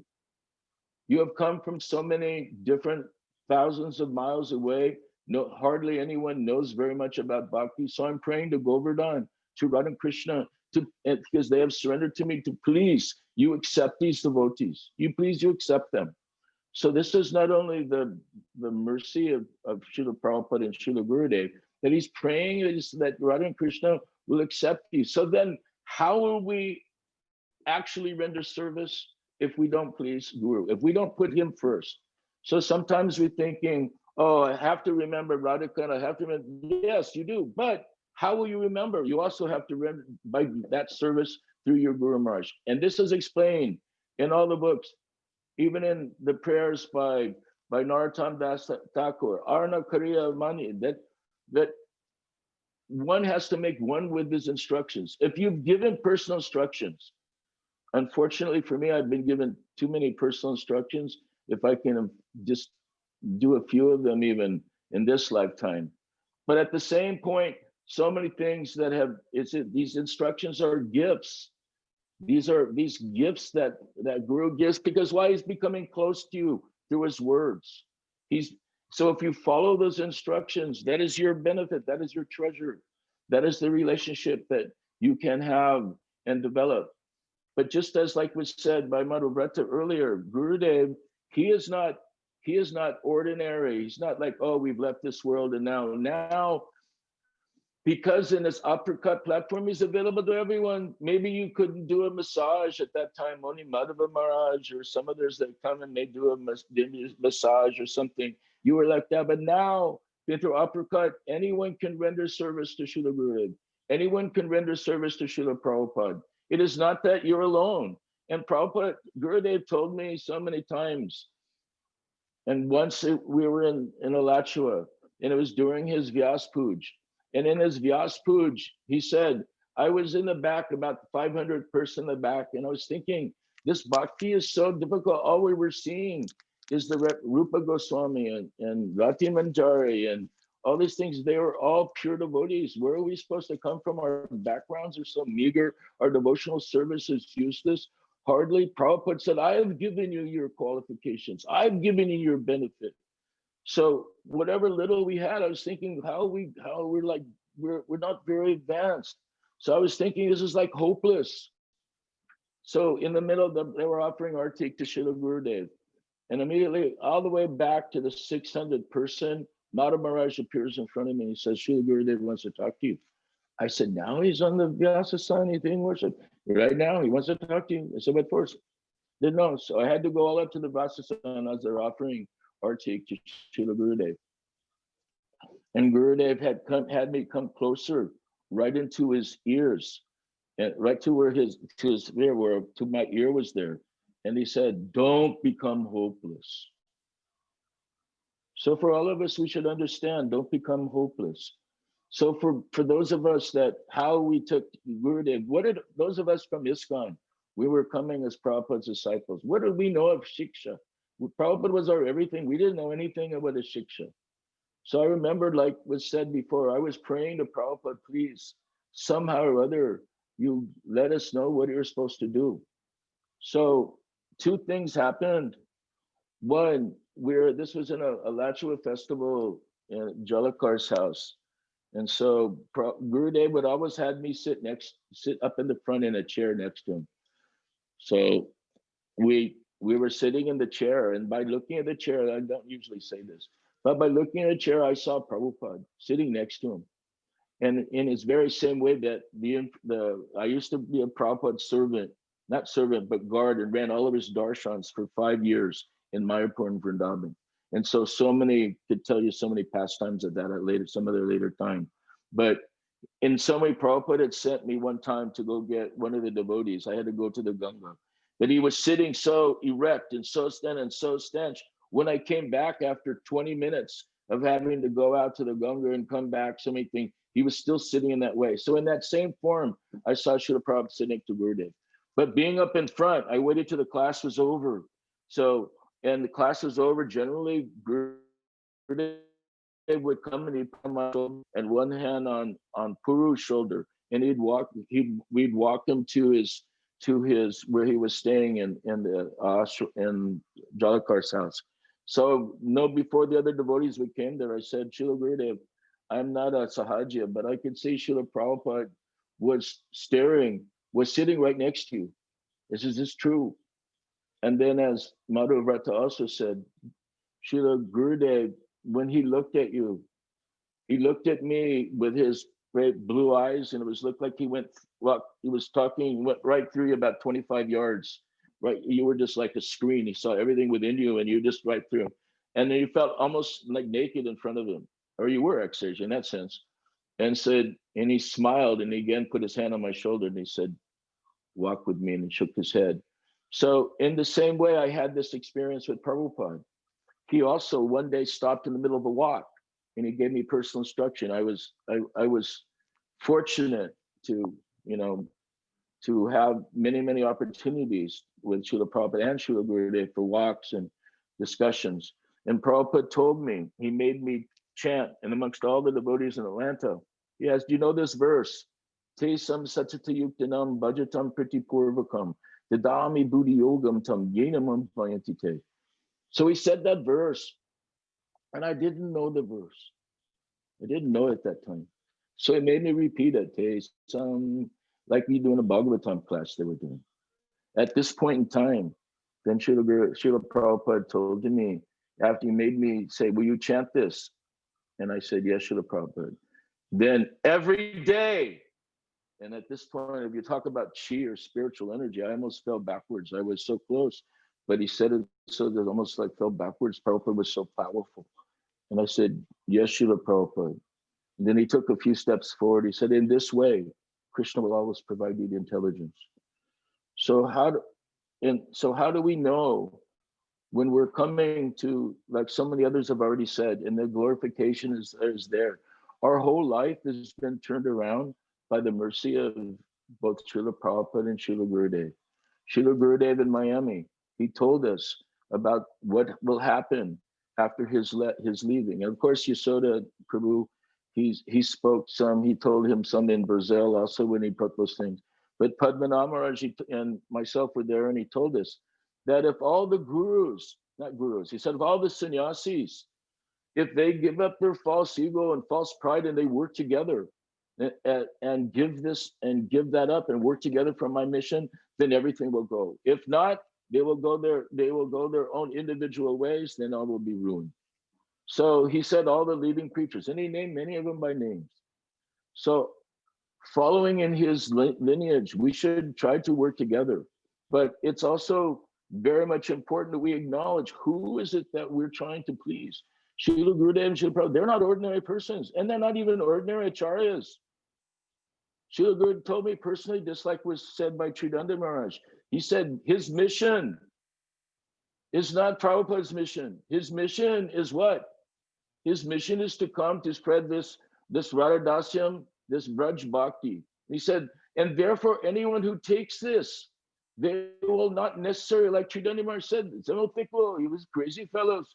What are they like this? Very few devotees will be able to do this.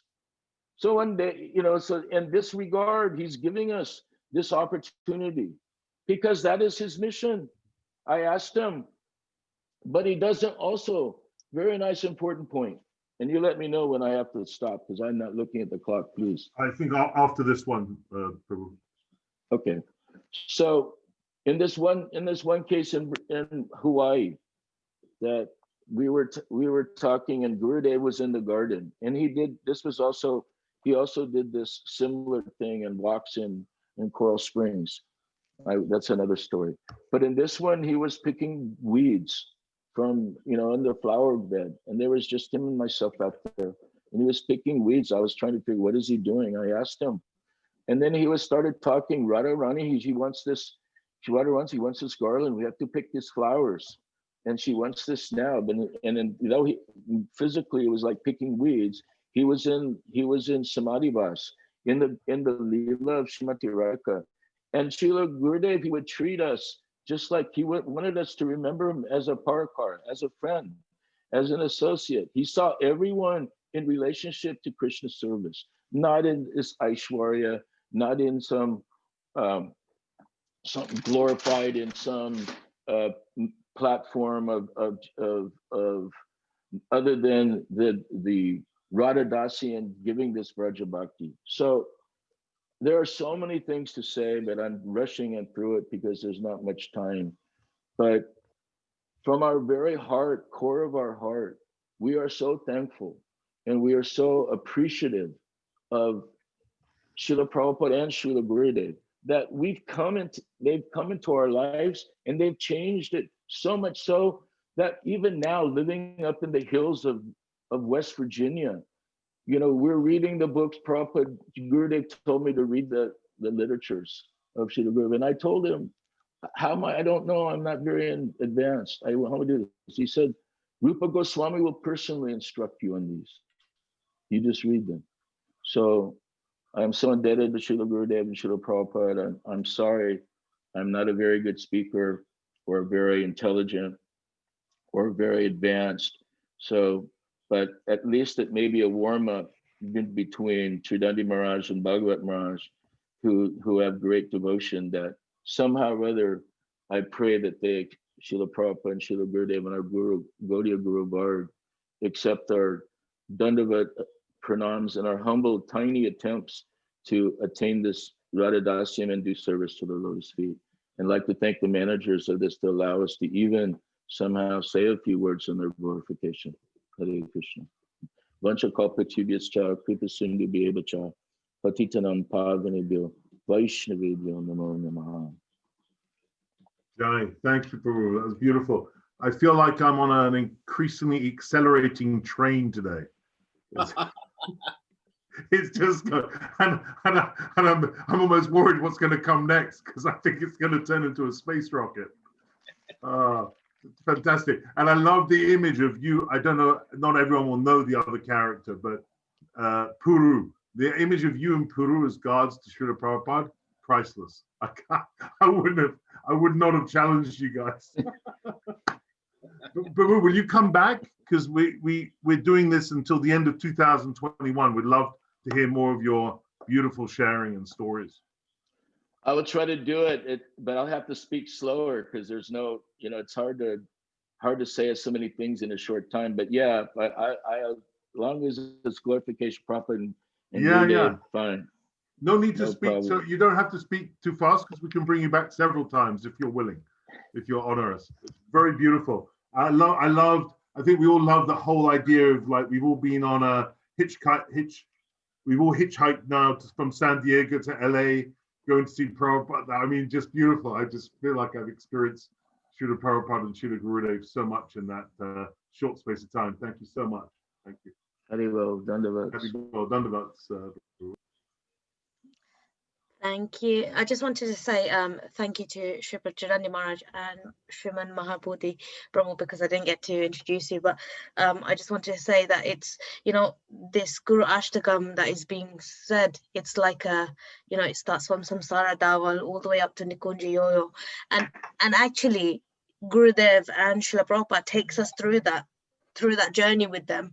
And like you yourself, Mahabuddhi Prabhu and Sripad Tridandi Maharaj were saying, that Braja Prem was that goal, and Gurudev highlighted that last part of that Guru Ashtakam in particular to us. So it's just really nice to hear how that's kind of, if we look at the Guru Ashtakam in more depth, how much depth is there actually in what they gave. So thank you so much for sharing something with us. So we're on to our last speaker, who I'm super excited to introduce. He is the uncle of the Sangha. I'm loving his beard at the moment. He looks great.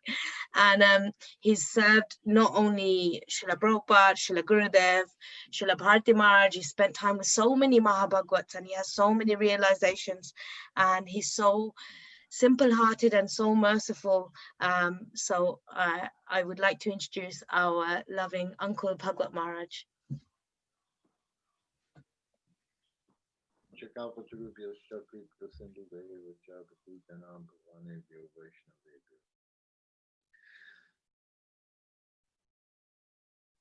Can you hear me out there?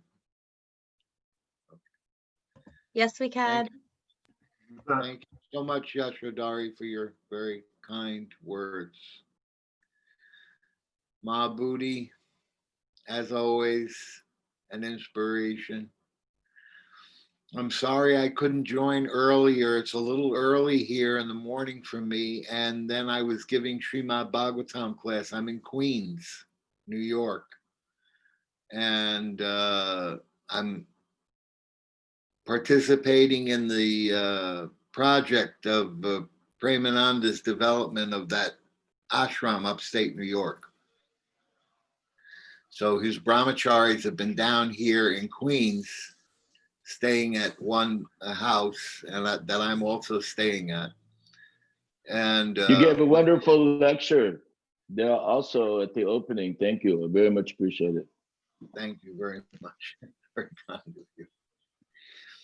So I wanted to tell you, I mean, Mahabuddhi covered so much ground, and I wanted to stay a little focused, if you don't mind, on some of my early experiences with Gurudev, because I think that they're very powerful experiences. And I think it would be very wonderful for the devotees. I first met Srila Gurudev in 1977. I was there at Prabhupada's disappearance. And that famous conversation that they had on October 8th, I arrived from the West. I had gone to the West to do some fundraising for the Bhubaneswar project, and I arrived back in Vrindavan on October 8th in the morning. And it's there in the folio, you'll see that Tamal Krishna is telling Srila Prabhupada that Bhagavad Das has just come from the West and he's here. And I sang Sri Guru Charana Padma for my Srila Prabhupada. That was the second time I was honored with that opportunity to sing Sri Guru Charana Padma to my Srila Prabhupada in person.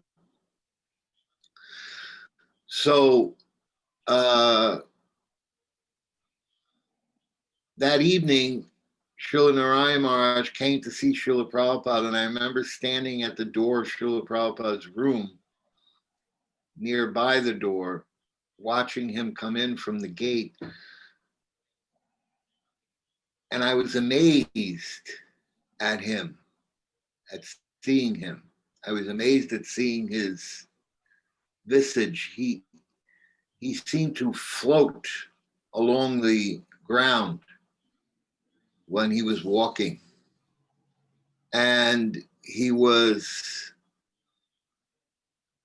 very refined. I remember looking at him and thinking, he's a very refined, clean, pure Vaishnava, very, very different from a lot of the other Vaishnavas I had seen in Gaudiya Math.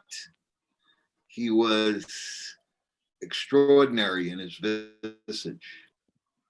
And he entered into the room and they had that famous conversation, which is on tape in Hindi. And then, you please excuse me. And then after that, Srila Prabhupada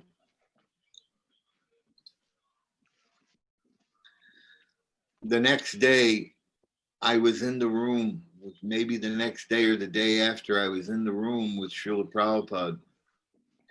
And he was lying on the bed. And Srila Prabhupada was lying there in a very deep, deep, peaceful way, totally not interacting with the material world, totally not interacting with the external world. He was internal, totally internal, very deeply internal. And Srila Narayan Maharaj came with several young brahmacharis. I think Tirtha Maharaj may have been in the group. And they came in to the room. And at that time I was doing Chaturmas and I had a red beard and I had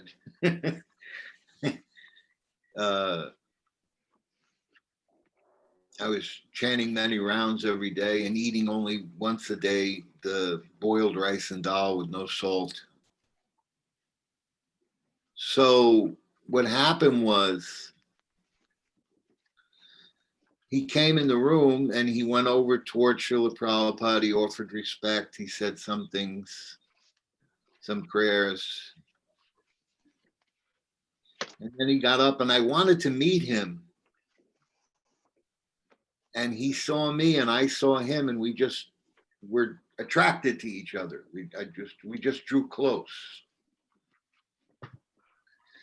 And I came up to him closely and he asked me, I told him, I said, my name is Bhagavata Das Brahmachari. Are you Srila Narayan? Are you Narayan Maharaj? He said, yes, I'm Narayan Maharaj. You're Bhagavata Das? I said, yeah. So then he asked me, he went like this, because I had a red beard. Nobody else had a beard. I was the only one. He said, Kya, like, why do you have this beard? So I said, I'm doing Chaturmas, ek din ek bar. I'm eating one meal a day and I'm chanting. So he started smiling. He was very happy to see that some of Srila Prabhupada's disciples were following the strict vows of Chaturmas. So he took his hand and he put it under my elbow, this left elbow. And he said, come with me. Because we were at the foot, sort of a little away from Prabhupada's bed. He said, come with me. And he brought me right up next to Prabhupada's bed, escorted me by holding his hand under my left elbow. And he said, come with me, come look. I want to show you something. So he started pointing to Srila Prabhupada's body. And he said, you look at your Gurudev now. You see him, your Prabhupada. And you see how his hands, Prabhupada's hands were over his head with this mudra like this. Both the hands, one a little below the other, over his head like this. And he said, you see the mudra? You see how your Prabhupada is holding his hands in this special mudra? He said, and look at his back. Prabhupada's back and head were arched like this. They were arched. So his head was here and his back, and it was like he was swaying with his hands like this. And then his 2 feet were on the tiptoes, one on the other. He said, you see the back is like this. He said, and see the feet on the tiptoes. He said, you see this beautiful position? He said, this is the dancing mudra, he said. And then he said, now he looked at me and, with those blue eyes of his, he looked in my eyes and he said, now your Prabhupada is dancing with Radha and Krishna. And I was like, began to tremble. I couldn't believe, that. And I thought, wow, he actually knows these things. So then he sang Sri Rupa Manjari Pada for Prabhupada. And it was so beautiful. Everyone began weeping, hearing him sing Sri Rupa Manjari Pada. He sang a beautiful voice of his, that resonant tone that he has, And it just overwhelmed all of us. And everyone began weeping and we were amazed at the quality of the sound vibration that was emanating from his voice. And then after a while, he and the brahmacharis left. And sometime later, Prabhupada came out of his deep meditation. And when he awoken, he woke up, they immediately tried to give him water to drink. They said, Prabhupada, you need to drink some water. Srila Prabhupada said, no, I don't want to drink any water. They said, but Prabhupada, we've measured how much urine you've passed and how much water you've drunk, and you're passing more urine than water that you're drinking, so you're going to dehydrate. Prabhupada said, yes, I know.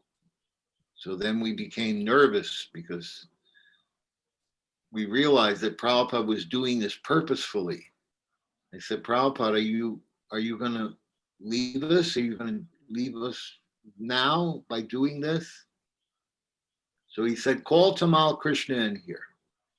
So then Tamal Krishna came into the room and he was next to Srila Prabhupada's bed, and Prabhupada began to ask him the following question.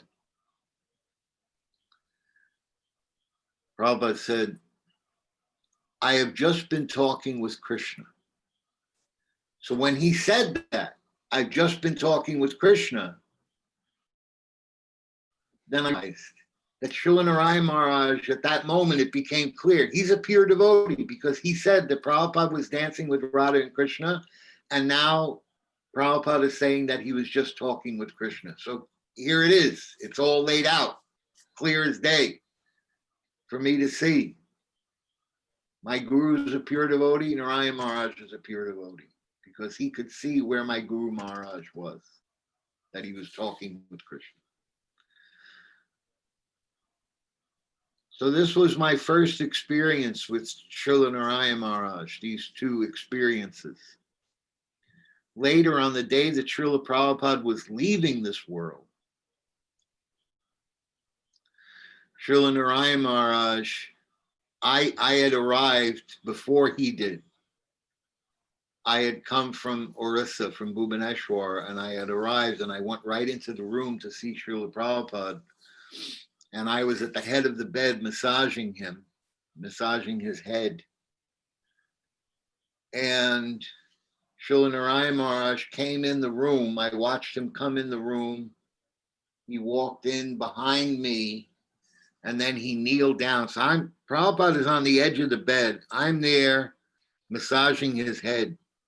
And I'm watching Srila Prabhupada. Srila Prabhupada is exhibiting the Astasatvika Bhav.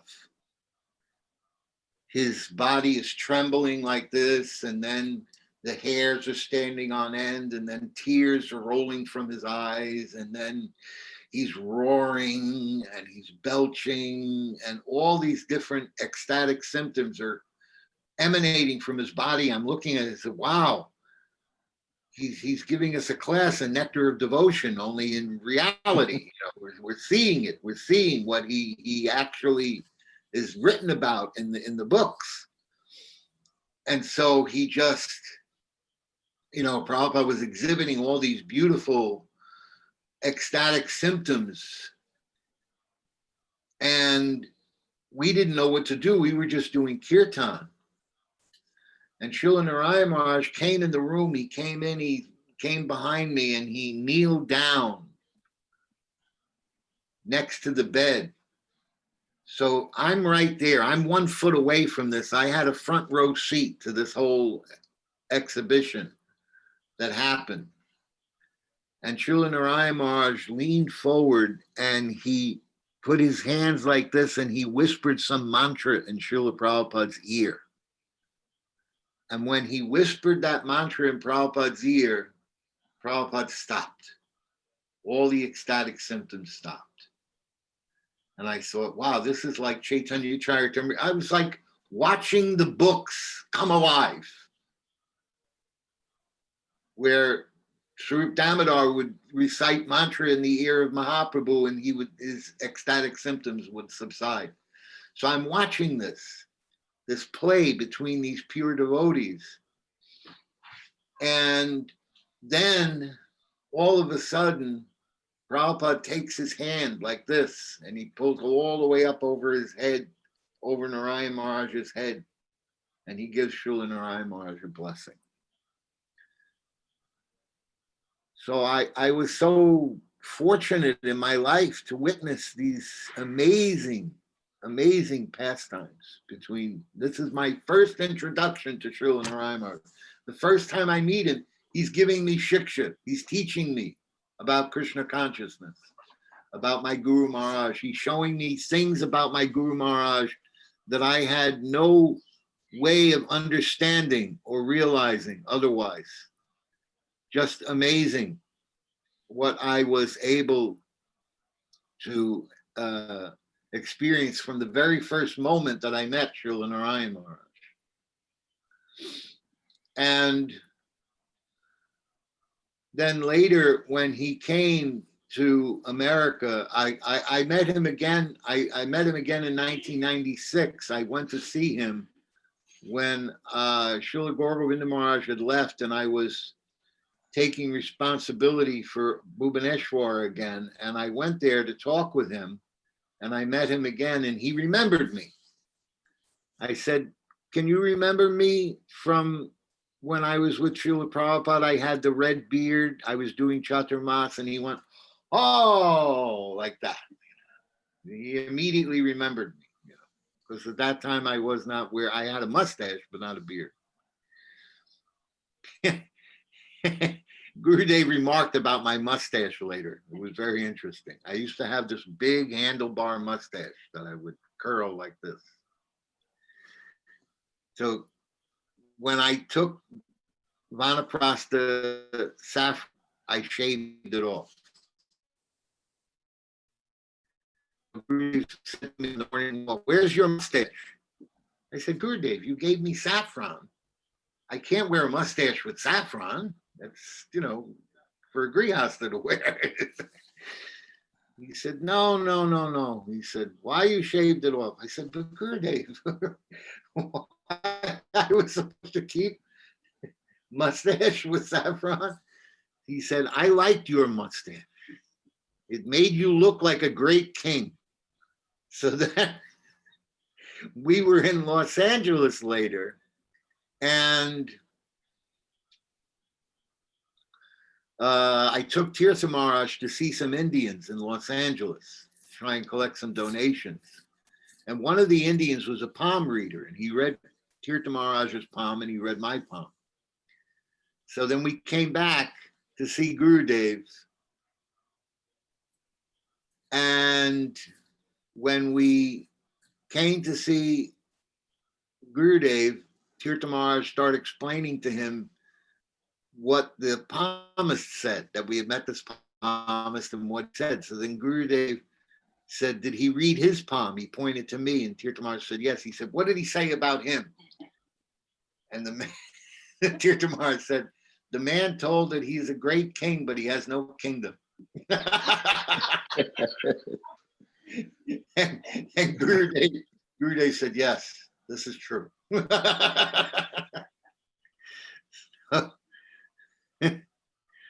So I had some very interesting exchanges with Gurudev in the early stages of my relationship with him, because he had been coming every year to America, and I would see him every year, 96, 97, 98, 99, 2000, but I never joined his group. I just would come and see him. I'd give a donation. I'd offer my obeisances, but I would never join him. And so finally he started shouting at me.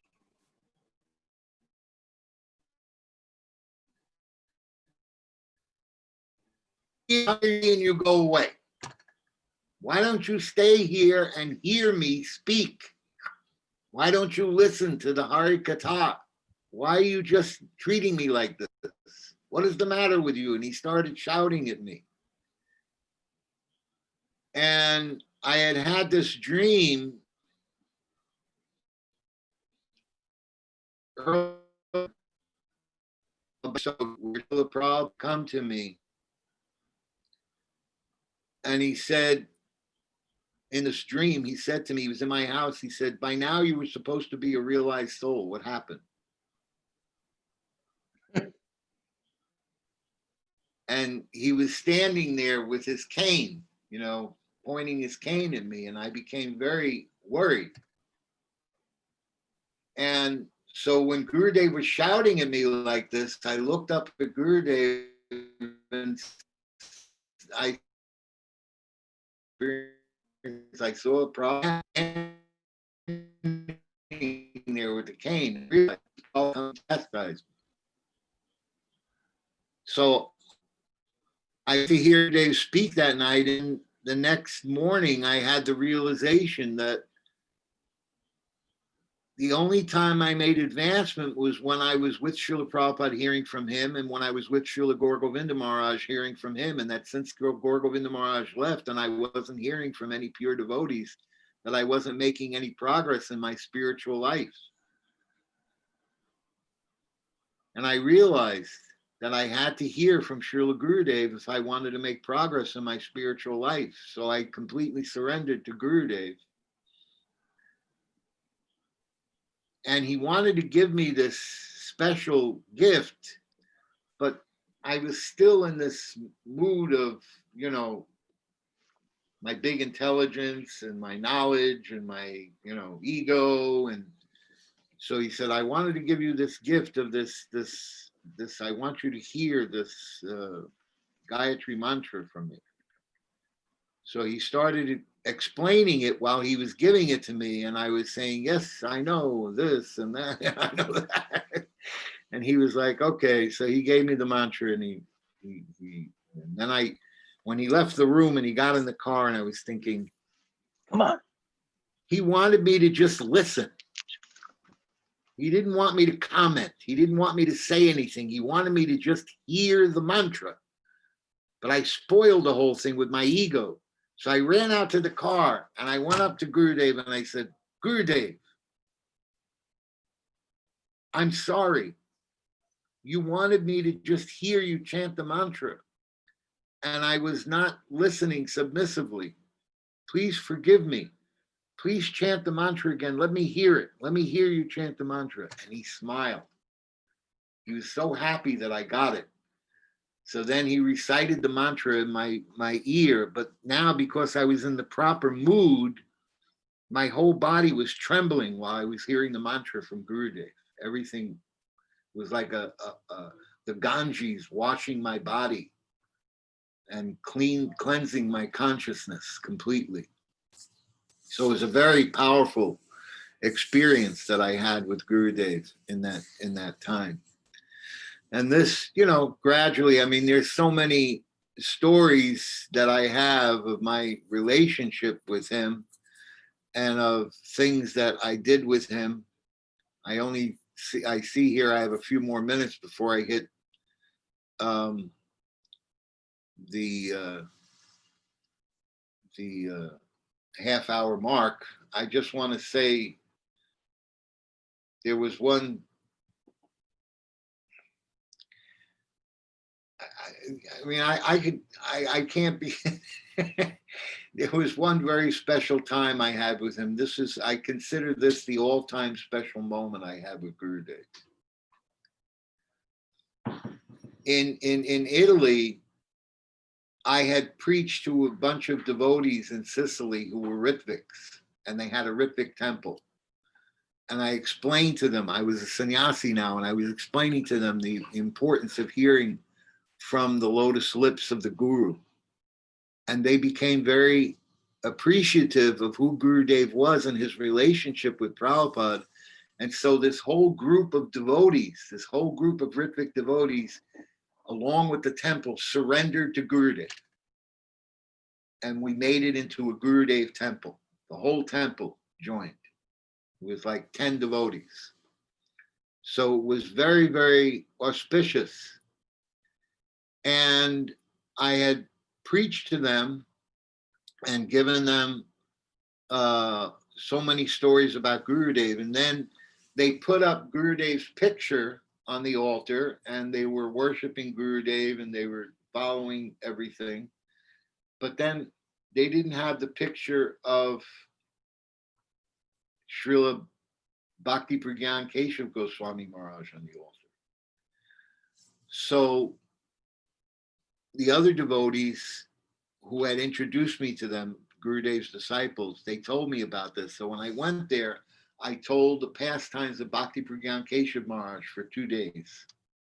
And I recited his prayers and his Radha Vinod Bihari Tatvastakam and his RT prayer to Bhaktivedanta. And I explained all the glorious things that Srila Bhakti Pragyan Keshav Maharaj did. And after they heard the glories of Srila Bhakti Pragyan Keshav Maharaj, then they put the picture of Bhakti Pragyan Keshav Maharaj on the altar next to Gurudev and Prabhupada. So I explained to Srila Gurudev what had happened in Italy and what I had done. So then on his Gurudev's appearance day, Srila Gurudev, when he was disappearance day, this was a Kartik at his disappearance day, Srila Gurudev was offering the flower, the arti and everything, and then the flowers. And when he finished offering the flowers, he turned around and he was looking because he was trying to find me, and he saw me and he said, "You come." So I came over next to Gurudev and he took my hand and he took a bunch of flowers and put them in my hand. He said, here, now you offer flowers to my Guru Maharaj. So he gave me this entrance into a relationship with his Gurudev because I had glorified his Gurudev. And so I felt so fortunate that he blessed me with that opportunity. So it is these intimate relations that I had with Gurudev, these intimate pastimes that I remember that reveal his glorious nature, his great love and affection for devotees, and his great and wonderful, merciful nature that he bestows upon everyone. And by remembering these pastimes, I'm able to live from day to day in his separation, because this is his mercy on me, giving me this mercy of being intimate with him like this. So this allows me to have some opportunity to associate with him through these beautiful memories and pastimes. So this is a little something, a little drop from the ocean of my association with Gurudev. I have so many more stories that I can tell. If you give me another chance later in the year, I'll be glad to come and tell more stories about Gurudev. Thank you very much for your kind opportunity that you gave me to tell the stories today. Vancha kalpa tarubhyascha kripa sindhu vayevacha patitanam bhavane. Maharaji, what can I say? That was like having lightning strike and a cool wind simultaneously. It was absolutely beautiful. And I love the way, actually I have so many questions for you, but we've run out of time. So maybe I'll take them offline. I have many questions from those pastimes. Yes, we will definitely have you back, please, Maharaj. In fact, all of our speakers today, we'd love you to come back. And I have I love the way in which you really brought Srila Prabhupada and Srila Gurudev together in our hearts today. That was very special in more than one place. And I have a special request. Maybe you could lead it, Maharaj. When we finish off with a Kirtan, why don't we sing Srila Rupa Manjari Pada as you referred to that beautiful bhajan? That would be wonderful to sing. But before we do that Kirtan, Ishadari, you want to say a few words? Yeah, firstly, thank you, Sripad Bhagat Maharaj. It was absolutely beautiful. And what I have learned today is that actually those that have spent time with Srila Gurudev, and those that have spoken today, not just today, but there's so many of Srila Gurudev's disciples here, not just Srila Gurudev, Srila Prabhupada disciples, but this necessity for greed is so important. And actually, without greed, without wanting to be close to Srila Gurudev, we can't progress anywhere further, because Gurudev wants our heart. And for us to be able to do that, we have to be able to surrender. And I'm learning that actually it's okay to understand, but when you see other Vaishnavas and when they speak, you realize that they realize. And there's a big difference. And I'm speaking about myself. There's a difference between realizing and understanding. And as time progresses and as we go on, I'm praying that I will get that realization of these Vaishnavas and Srila Gurudev, because when you understand the gravity and who they are, I think that's when we realize, that's when we can really form a relationship with them. And I was just listening to you, Sripad Bhagat Maharaj, in this, and it was just so beautiful. You surrendered, and Srila Gurudev gave you everything. And like Sripad Tridandi Maharaj was saying earlier, is that you don't need to do anything. It's you know, once you've got something from Srila Gurudev, it will automatically be spread. It's like he will do it himself. He will use you as a tool to spread his mission, but we just have to be that instrument. And like Yashodananda Prabhu says, a lot of the time we just need to be that flute, to be hollow, so that they can use us and be able to progress us in this line of bhakti. So I just want to thank all the speakers. We will invite you all back. And it is my request that all of Srila Gurudev disciples, all of Srila Prabhupada disciples that have some sort of memory, even if it's 30 seconds worth of memories, or whether it's an ocean of memories, come and please just contact me or Yashodananda Prabhu so that we can hear these glories about Srila Gurudev. Because these little interactions make the world of difference for someone like me. So I'm praying to you all that you will be merciful to actually come and share something with us. And on that note, if I could ask Radhika Didi if she's there to end our Kirtan, and I pray to all the Vaishnavas. Oh, Mara's going to do Shri Rupa Manjari Pada? Yeah. Okay, and then if I could just say, it's okay. I mean, no, Maharaj, it's no problem. Please lead the bhajan. It would be such a blessing for all of us if you could share that moment again with us. Absolutely. So I will not, Radhika, sorry, Sripad Bhagavad Maharaj, if you could end our wonderful program with our favorite song from Srila Gurudev and this moment between Gurudev and Srila Prabhupada.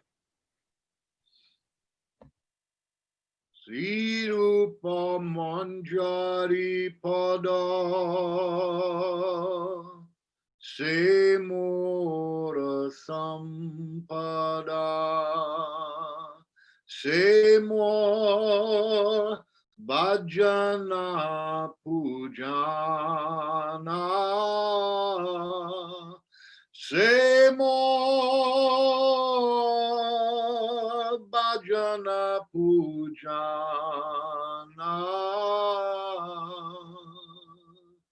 Se Mora Pranadana Se Mora Abharana Se Mora Pranadana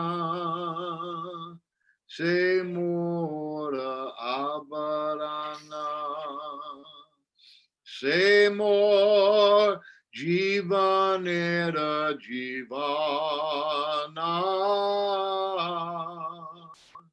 Se Mora Jivanera Jivana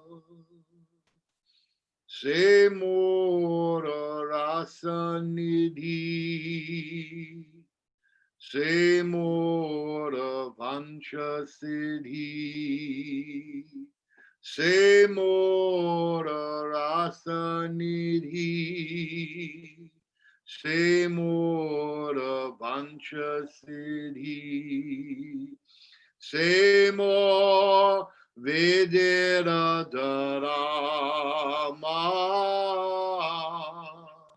Se Mora Vedera Dharama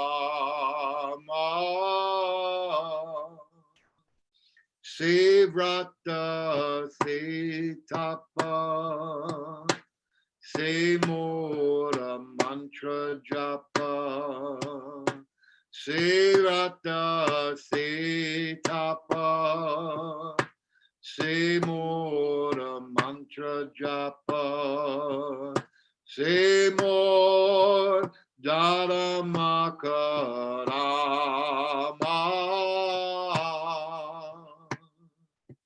Se Mora Dharma Karama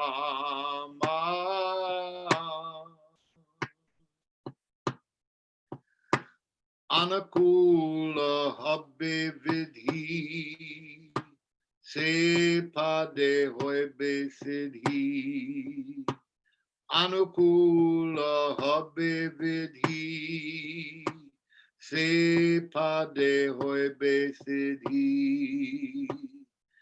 Nirakibo edue nayane. Nirakibo edue nayane. Serupa madhuri rasi, prana kuvalaya shashi. Serup madhura rashi, prana kuvalaya shashi. Prapulita abbe nishedine. Prapulita habe nishedine.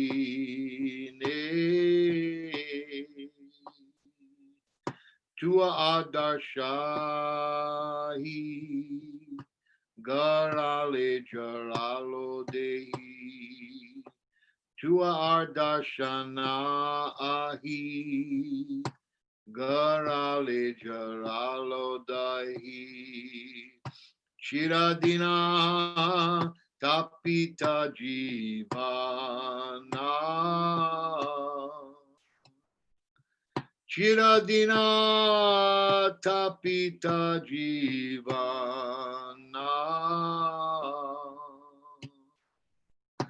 Ha ha Prabhu korodoya, deho more padachaya. Aha Prabhu korodoya, deho more padachaya. Naratama loilo sharan na. Narottama loilo sharana. Sri Rupa Manjari Pada Se Mora Sampada. Sri Rupa Manjari Pada Se Mora Sampada. Se more bhajana pujana. Se more bhajana pujana. Se more bhajana pujana.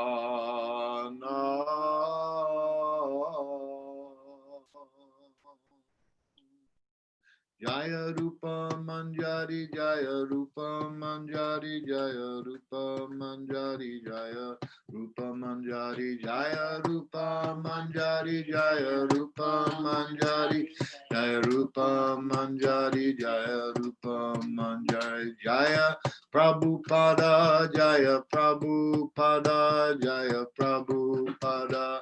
Jaya Prabhupada, Jaya Prabhupada, Jaya Prabhupada, Jaya Prabhupada, Jaya Prabhupada, Jaya Gurudeva, Jaya Gurudeva, Jaya Gurudeva, Jaya Gurudeva, Jaya Gurudeva, Jaya Gurudeva. Gurudeva, Jaya Gurudeva. Srila Rupa Manjari ki jai, Srila Gurudeva ki jai, Srila Prabhupada ki jai, Bar Gaura Bhaktivinoda ki jai, Go Premanande.